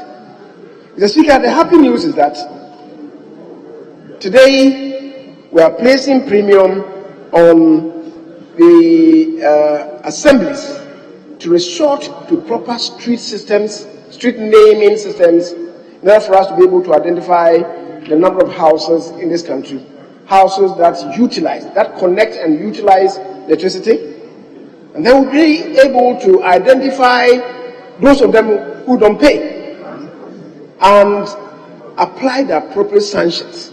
Once you do that, Ghanaians will live up to their responsibilities. And once we live up to our responsibilities, the Speaker, Ghana Gas Electricity Company will be kept stable to operate and operate efficiently and effectively to be able to sustain industrialization to offer employment to the teeming unemployed, so that, Speaker, our society, our country would enjoy high living standards and will be growing the economy. Speaker, thank you for the space granted, and once again to thank the maker of the statement, the Majority Chief Whip. Thank you once again. Thank you very much. Is Honorable Alassane Abdallah Idi here? Very well. Let's take the last statement from him. And the statement is on justice delivery system in Ghana. But my brother, before you go on, let me indulge you to allow me to extend sitting beyond 2 o'clock. The time is 2 o'clock. So, Honorable Member, you may go on. Thank you, Mr. Speaker, for the opportunity to make this statement on the floor of this House, and for that matter, bring before this House an important matter of how to strengthen the justice delivery system in Ghana. Mr. Speaker, justice is a key concern of people in fragile states. Unfortunately, deficiencies have been found in our justice delivery system over the years. It is important to note that progress and provided services are delayed without strength in our justice delivery system. Mr. Speaker, the World Justice Project defines the rule of law as a durable system of laws, institutions, norms, and community commitments that delivers accountability, just laws, open government, and accessible and impartial dispute resolution. Mr. Speaker, the World Justice Project again measures whether the basic rights of criminal suspects are respected. This includes the presumption of innocence and the freedom from arbitrary arrest and unreasonable pre-trial detention. This also involves the availability of access to all evidence used and whether criminal suspects are allowed to challenge evidence used against them, whether they are subject to abusive treatment, and whether they are provided with adequate legal assistance. In addition, it measures whether the basic rights of prisoners are respected once they are convicted of a crime. Mr. Speaker, the World Justice Project measures whether perpetrators of crimes are effectively apprehended and charged. It goes on further to measure whether force workers, investigators, and prosecutors have adequate resources, are free of corruption, and perform their duty competently. Whether the police inflicts physical harm upon criminal suspects during arrest and interrogation, and whether political dissidents or members of the media are subjected to unreasonable searches, arrests, detention, imprisonment, threats, abusive treatment, or violence. Furthermore, Mr. Speaker, the project goes on to measure whether basic laws and information on legal rights are publicly available, presented in plain language, and made accessible in all languages. This ensures that whoever is in doubt has access to all information necessary. It also measures the quality and accessibility of information published by the government in print or online, and whether administrative regulations, drafts of legislations, and decisions of courts are made accessible to the public promptly. Mr. Speaker, it goes on further to measure the accessibility and affordability of civil courts, including whether people are aware of available remedies, can access and afford legal advice and representation, and can access the court system without incurring unreasonable fees, encountering unreasonable procedural hurdles, or experiencing physical or linguistic barriers. Mr. Speaker, European standards require that judicial independence is effectively protected in the justice delivery system through legal safeguards. For example, to avoid undue pressure on a judge, judges should not be transferred to another judicial office without their consent, save for cases of disciplinary action or the reform of organization of the judicial system. Mr. Speaker, Afro-pessimists argued that Africa is unable to effectively bring about the changes that are required for upholding the rule of law. This, they believe, is a result of the fact that African governments cannot change the legacy of colonialism. Mr. Speaker, alternatively, they bring about the conditions under which British, French, Belgian, and Portuguese colonizers abused the people of Africa through colonial justice systems.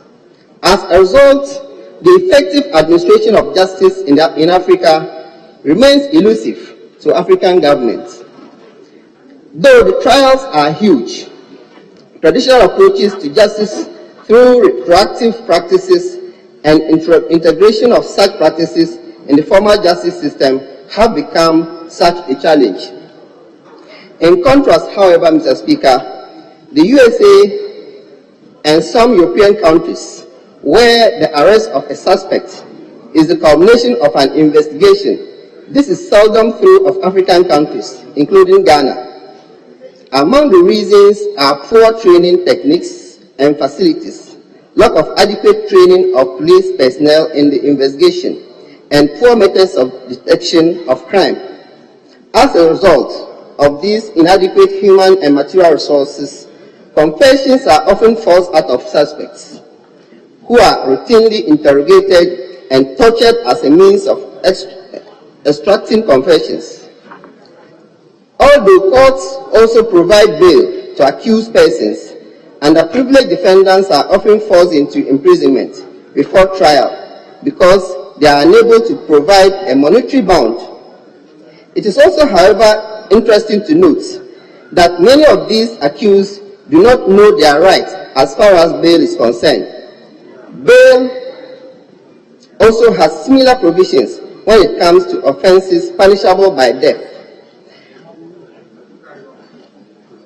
Mr. Speaker, the points raised are issues of major concern and must be addressed accordingly. I would like to use this platform, Mr. Speaker, to impress upon the heads of judicial service that to strengthen our justice delivery system in this country, we will have to take measures that will make accessible all kinds of information regarding our judicial networks available to all citizens in this country. Mr. Speaker, for our justice system to be strengthened, we need to make a lot of changes in our existing system. We understand that there are continual challenges plaguing our justice system. However, the system is not broken. It just needs some improvements. More to this point, Mr. Speaker, these changes can only be made if we all work collectively towards it and make it a priority. We must also be daring enough not to gloss over the call to call out any person of high repute for any wrongdoing. The government also needs to publicly address and inspect laws and policies that thrive on any form of discrimination. Every one of us will benefit from a strong justice system, Mr. Speaker. For instance, we have to put checks in place to ensure that law enforcement agencies are transparent and are held accountable for their actions. We also have to make sure that measures are put in place to make the police and other law enforcers accountable to the community. Mr. Speaker, it is worth mentioning that without proper tools at their disposal, law enforcers cannot do their jobs diligently. That being said, law enforcers must always make sure to act with rapid response, regardless of the race, social standing, or ethnicity. We invest in proper education for our law enforcers to prevent them from using unnecessary force and punitive enforcement. Otherwise, citizens will lose trust in the justice system and continue to disrespect and undermine the authority of law enforcers. Mr. Speaker, we can also also invest in reforms to improve our pre-trial support services like policing, bail, prosecution, public defense, among others. We need to ensure that anyone that requires the needed support must be given that support and equal treatment without bias under the law. Mr. Speaker, policies that protect and advocate for constitutional rights must be supported and implemented. It is very well known that most people locked up in prisons have not had their convictions for crimes committed taken through proper channels because they cannot afford bail or a lawyer. The public defense system in the country must also be properly structured to prevent public defenders from being so overburdened that they cannot offer clients the ardent representation they need. Mr. Speaker, we can also strengthen our justice system by offering support to help reintegrate ex-convicts into society. Having a criminal record should not be a lifetime sentence to poverty or be a stumbling block to one being sufficient and a caregiver.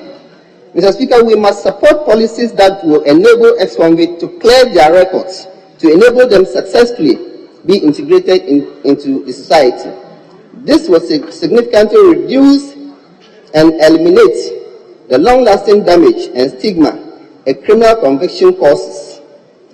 In doing this, ex-convicts can go on to find jobs that will enable them to support themselves and their families. This will go a long way to reduce crime rates, reduce recidivism, and strengthen our justice system. Job training, education, and therapy can also be offered in our prisons so that people are not set out for failure after serving prison terms.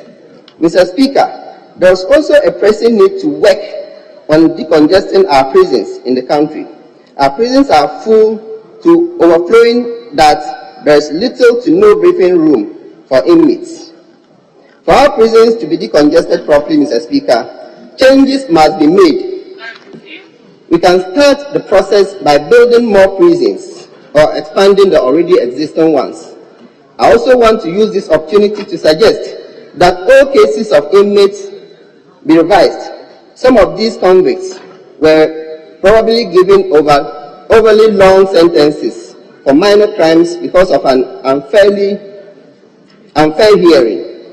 We must also consider using certain systems like supervised community services, parole, or probation for some minor crimes. Amendments can be made to the penalty unit scheme, Mr. Speaker. I suggest that there should be some increment to the amount on every penalty unit. This will deter people from committing crimes and will also generate revenue for this country. Mr. Speaker, this will go a long way to strengthen our justice delivery system. Mr. Speaker, I dare say that the future of this country resides in our ability to develop a very basic universal philosophical ideology that should be competent enough to discharge everybody's function in strengthening our justice delivery system. I therefore invite all esteemed colleagues to this important drive, as it is very obvious that there is a glitch in our judicial system that needs strengthening. I thank you, Mr. Speaker, for this opportunity. Yes.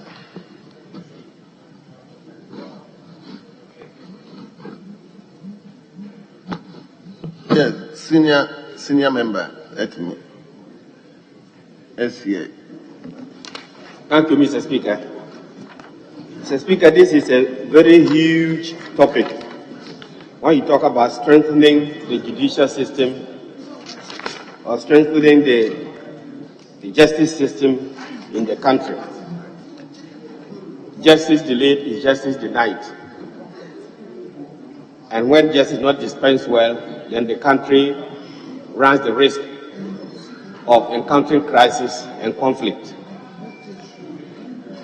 Let me thank the acting chairman of the Judicial Committee for this thought-provoking statement. I wish we all had ample time to look at it and then to contribute. Suffice it to say that this statement is very timely. Mr. Speaker, it is the judiciary that it is basically in charge of justice delivery in the system. So the judiciary is also the third arm of government. And therefore, there's a spotlight. This brings a spotlight on the third arm of government. But there are other stakeholders associated with justice delivery system in the country. The judges, the prosecutors who are policemen basically, and then the lawyers who go to court to ensure that justice is done to their clients, and then also to the citizens at large. So it is a combination of the efforts of these people that at the end of the day will ensure that justice is delivered systematically and efficiently in the country. It is also the legal system that we have in the country that will have to be looked at when you are talking about justice delivery system in the country. It is tried knowledge that some of the laws that we have as far as justice delivery is very archaic, and therefore there is need to reform some of our laws if we want to ensure that justice delivery system in the country is appropriate and is efficient and effective. Mr. Speaker, we have recently started, there's a bill in the offing that talks about plea bargaining. There is also the Justice for All system, Justice for All program, that goes from region to region and then from prison to prison, trying to interview prisoners and try to grant some of them bail, and then they try to even do the cases at the prisons so that some of them can be out. I think that is the combined effect of these, at the end of the day, that will ensure that justice delivery system in the country. I know that when you talk about justice delivery in the country, you are going to encounter the issue of corruption. Corruption is not only in the justice system, but pervasive. But the judiciary is the arbiter of justice in the country. When there's conflict between two citizens, between two institutions, etc., at the end of the day, it is the judiciary that is the arbiter that will bring justice to all of us. So it is important for us to ensure that the judiciary is well taken care of. Mr. Speaker, it is important that the infrastructure and the personnel that we need must be available to ensure efficient justice delivery system. In some of our regions, like the newly created region, we don't have high courts. So people have to travel long distances to be able to get justice, and that is a challenge. In some of the districts, there are no magistrate courts. So people are arrested and kept in police cells for more than the 48 hours as stipulated by the laws or the constitution. And that is a big challenge. The current practice of allowing district assemblies to be in charge of building courthouses and then the police station, rest of them, does not help, because the funding to the district assembly is not adequate enough for their basic functions, not to talk about building courthouses, police stations, etc. And when the infrastructure, when the courthouses, when the personnel are not there, then we cannot talk about efficient justice delivery system in the country. So we have to review this type of aspect.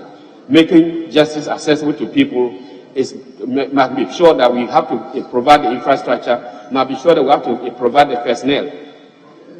In many of the regions in the country, it's difficult to get state attorneys in them to be able to ensure justice delivery, because they are not happy with their recruitment or their conditions of service.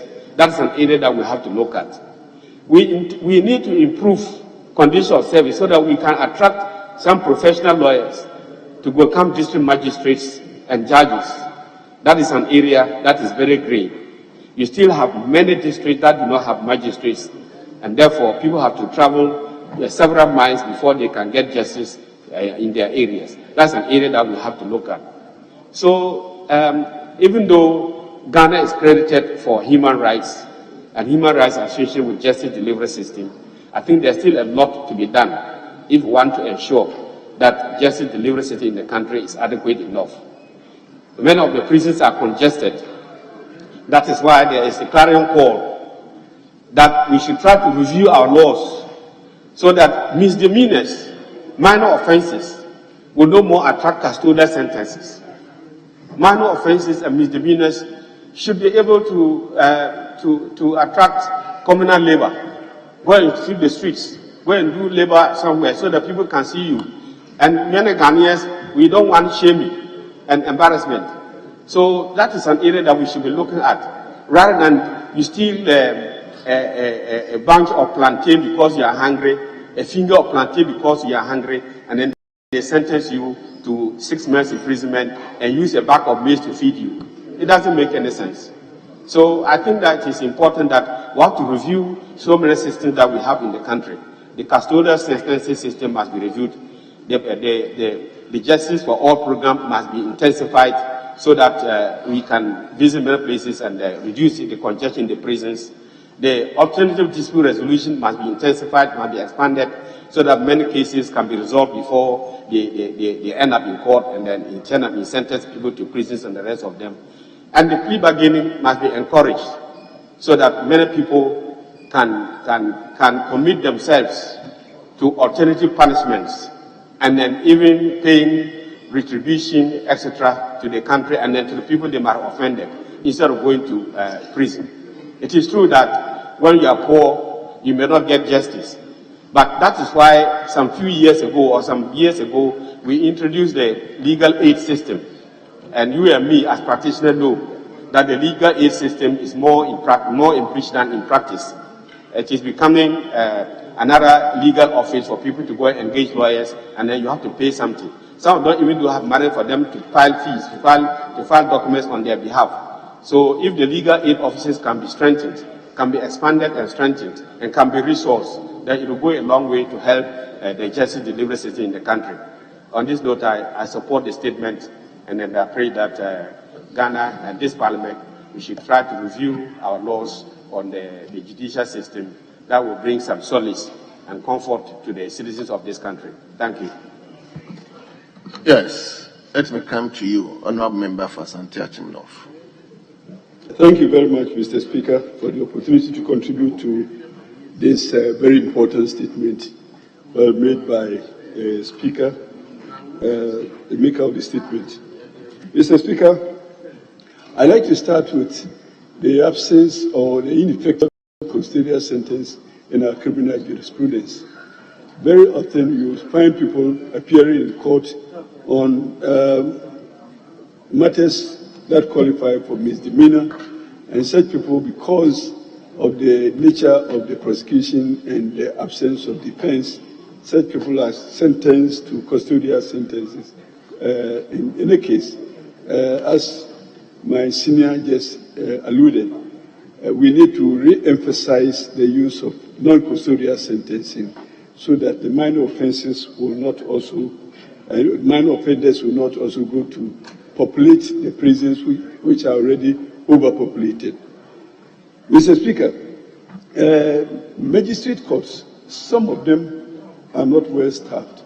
You find non-lawyers being magistrates who sometimes don't understand the effect of the law, the proceedings, the procedure, and the culprits, the accused persons are sometimes unduly punished and their human rights unduly taken away from them. Mr. Speaker, that is an area where we need to focus our attention on to try and attract qualified persons into positions as magistrates so that they will not undermine people's freedom and take away freedoms away from them unnecessarily.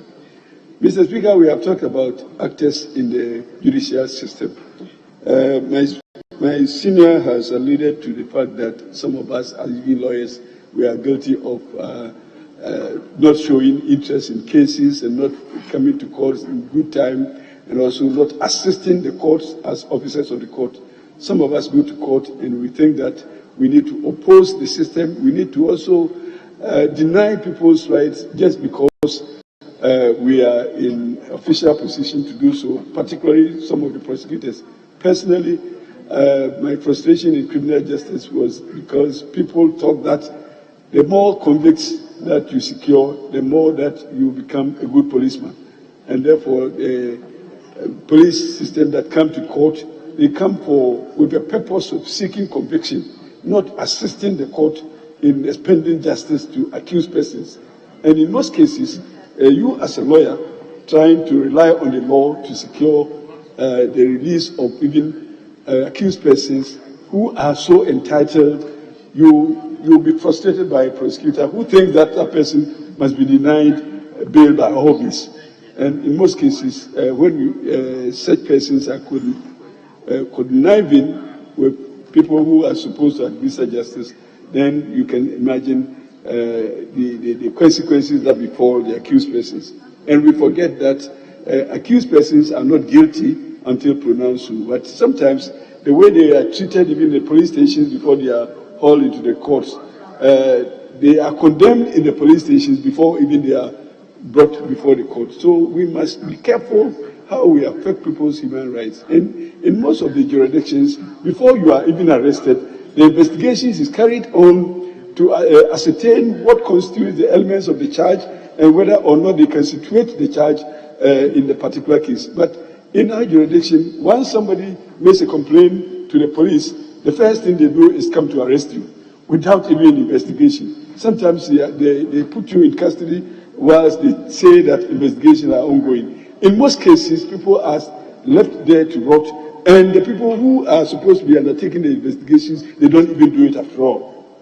And I have similar situations where people have stayed in custody for 4 or 5 years when they have not even been brought before a court for them to even be charged and prosecuted.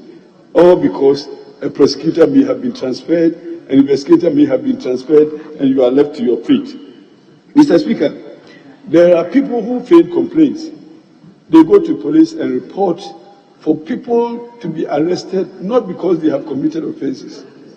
And such people, when they are arrested and brought before the courts, sometimes when after the prosecution would have finished its prosecution, the lawyer files submission of no case, the people are discharged and they don't have any release after they are discharged, because the civil remedy of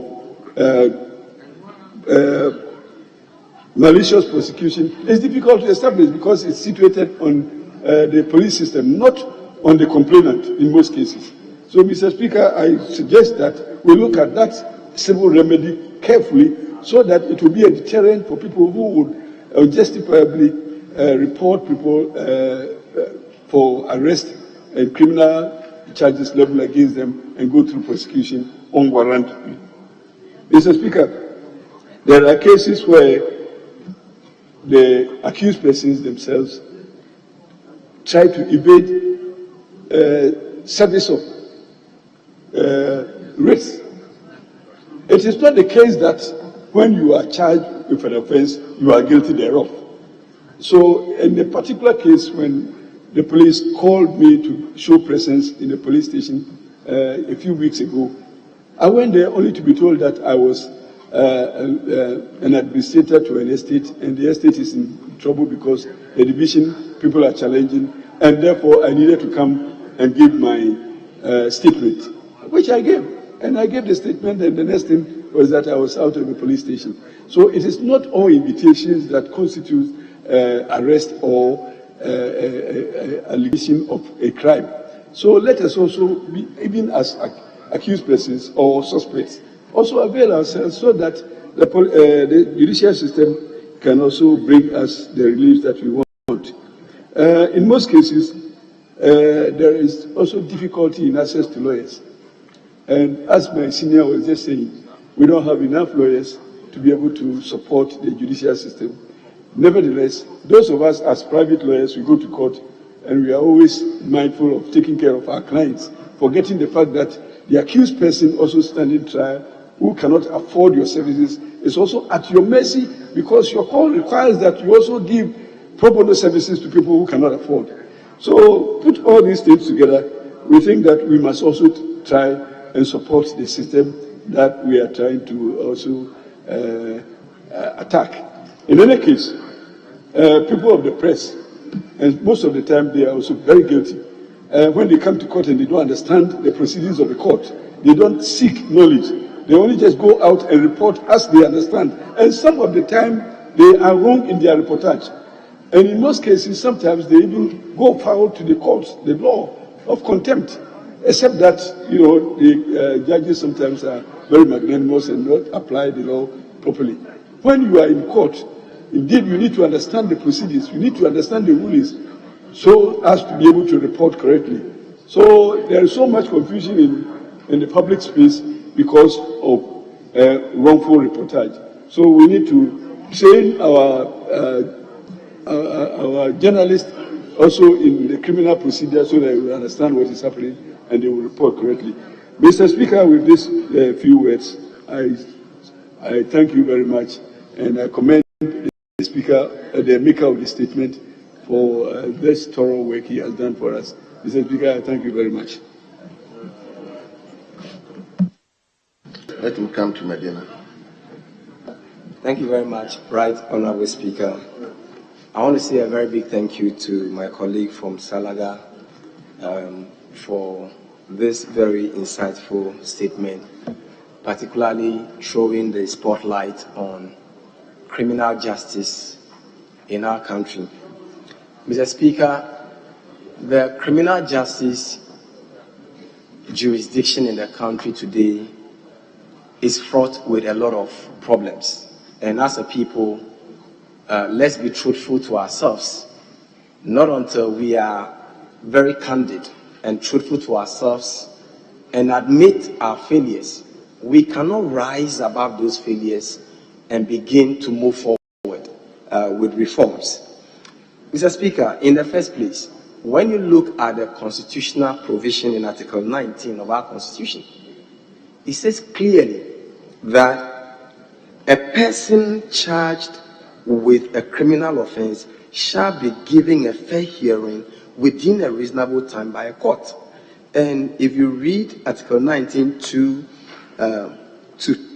2C, it says clearly that a person charged with a criminal offense shall be presumed to be innocent until proven guilty. Mr. Speaker, today, the practice is that when you are accused of an offense, you are presumed guilty until you prove yourself innocent. But it must not be the case. We have turned the Constitution upside down and perpetrating all forms of injustice against our people. But let's not forget that the Constitution in Article 1251 says that justice emanates from the people. Every individual in Ghana has a sense of justice. When we talk about justice, we are talking about fairness, we are talking about equal treatment of people without discrimination, we are talking about treatment of people without personal sentiment or any form of consideration, whether political, whether creed, whether religious, any form of consideration. That is what we call justice. And this justice is supposed to be administered on behalf of the people by the judiciary. But Mr. Speaker, when it comes to criminal justice, the truth is that the judiciary alone cannot administer this justice. What we see most often is that due to bad investigations and the sense of secure committal or secure conviction at all costs, people are left at the mercy of the system. So, Mr. Speaker, you have a situation where a lot of our police stations today, many police officers, have become debt collection agents in completely pure civil matters. People go to the police station, make complaints, and police will come and arrest you, detain you, and be telling you that to wait, be paying the money small. There are clear cases of civil contracts, and you see police heavily involved. And Mr. Speaker, this must change.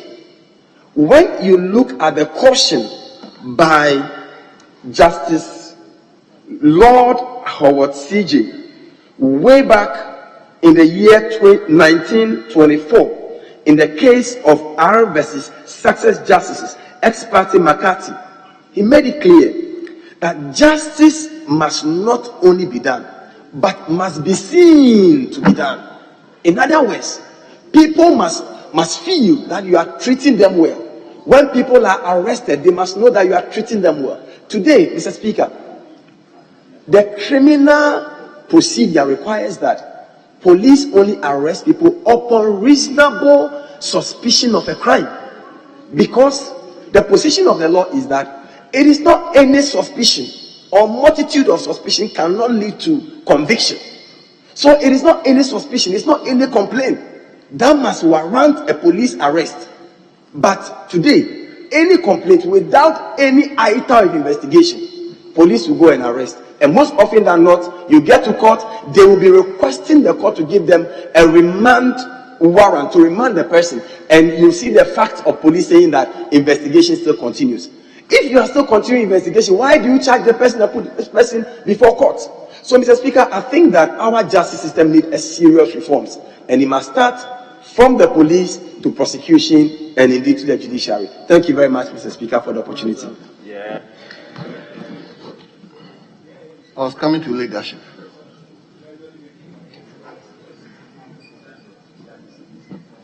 Yes. Is it West? That is correct, Mr. Speaker. Thank you very much, Mr. Speaker, for the opportunity to contribute a little in support of a statement that is ably made by a colleague of mine. Mr. Speaker, when we talk about a system is a set of units that must work together with a common bigger picture in mind.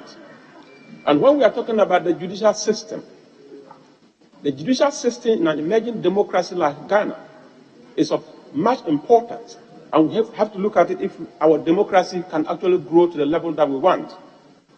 Mr. Speaker, looking at the criminal justice system, all of us will agree that it is the police that activates the criminal justice system. And the components in the criminal justice system are the police, the courts, and the corrections or prisons. What is the bigger picture? What is the purpose? What is the objective of the criminal justice system? To ensure that justice is dispensed fairly, to ensure that criminals are put behind bars, and to ensure that these criminals are reformed and brought back to society to make society a better place. Mr. Speaker, the criminal justice system in Ghana, we all do know that over the many years, we've gotten so many prison ambassadors. We've gotten so many ambassadors from police cells that when they get into police cells and they come out, they preach a language that will say that the police cells is for every human being, for every Ghanaian, that every human being, every Ghanaian is a potential criminal. So we should do as much as we can to make the police cells habitable for human beings. When we jail people or we convict people into prisons, and they go into prison for 4 or 5 years and come out, Mr. Speaker, are we correcting or we are corrupting? When you jail a common criminal, probably who has gone to steal just a bunch of banana for 2 years imprisonment with hard labor, Mr. Speaker, after 2 years, the person comes back more hardened, well polished, and is ready to graduate to the level of armed robbery. Is the system correcting or corrupting? Mr. Speaker, looking at the criminal justice system, if the police are empowered to do what they know doing best, preventing crime, instead of waiting for it to happen and they will detect and investigate, Mr. Speaker, I am very sure many of our courts relating to criminal cases will be found empty. Because without a crime, the court will not have a criminal case to try. It is, of course, we all know that no country has a zero crime rate. But we are talking about that minimum rate acceptable by all. Mr. Speaker, when you look at the justice system in Ghana, I will say that as a country, we need to embolden the individual agencies that constitute the system and let them interact well. How on earth can the police be prosecuting cases in Ghana? The job of the police is to investigate, the job of the police is to detect, the job of the police is to prevent. But when the police veers into the job of the Attorney General, where they will have to prosecute the cases they investigated themselves, Mr. Speaker, where are the checks and balances? And I'm sure that in the past it was necessary because the Attorney General did not have enough people to represent the state at various levels. Today we have a lot of law students who are even being prevented from going to law school. It is time for the country to look at the possibility of having state attorneys in all districts and let the state attorney be responsible for representing the Attorney General and let the police go back to do what they know doing best, preventing crime and ensuring that all of us can live in peace. Mr. Speaker, with these very, very few words, I thank you for the opportunity and I want to thank the maker of this statement. It was timely and very necessary. Thank you, Mr. Speaker. Thank you very much. Leadership. Then let me come to you for an indication.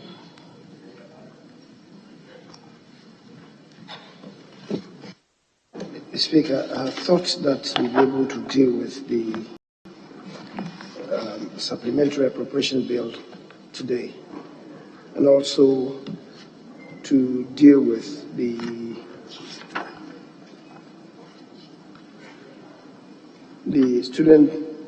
students' loan trust fund bill. I mean, you are still outstanding. Let me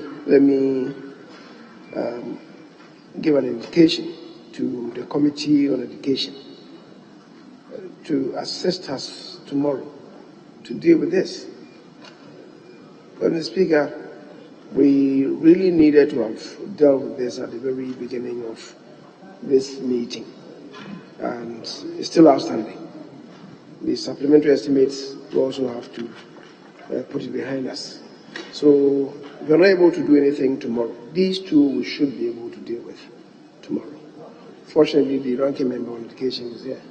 Let him inform the chairman of the committee so that we're able to deal with it, the student loan trust, tomorrow. Speaker, thank you.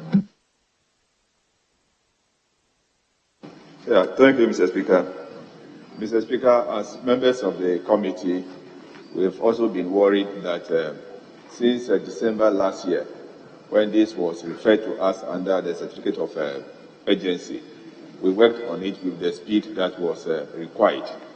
So once leadership is giving us the indication that they are ready for it tomorrow, I think we will also inform the other committee members so that we can assemble ourselves tomorrow in the chamber to take it.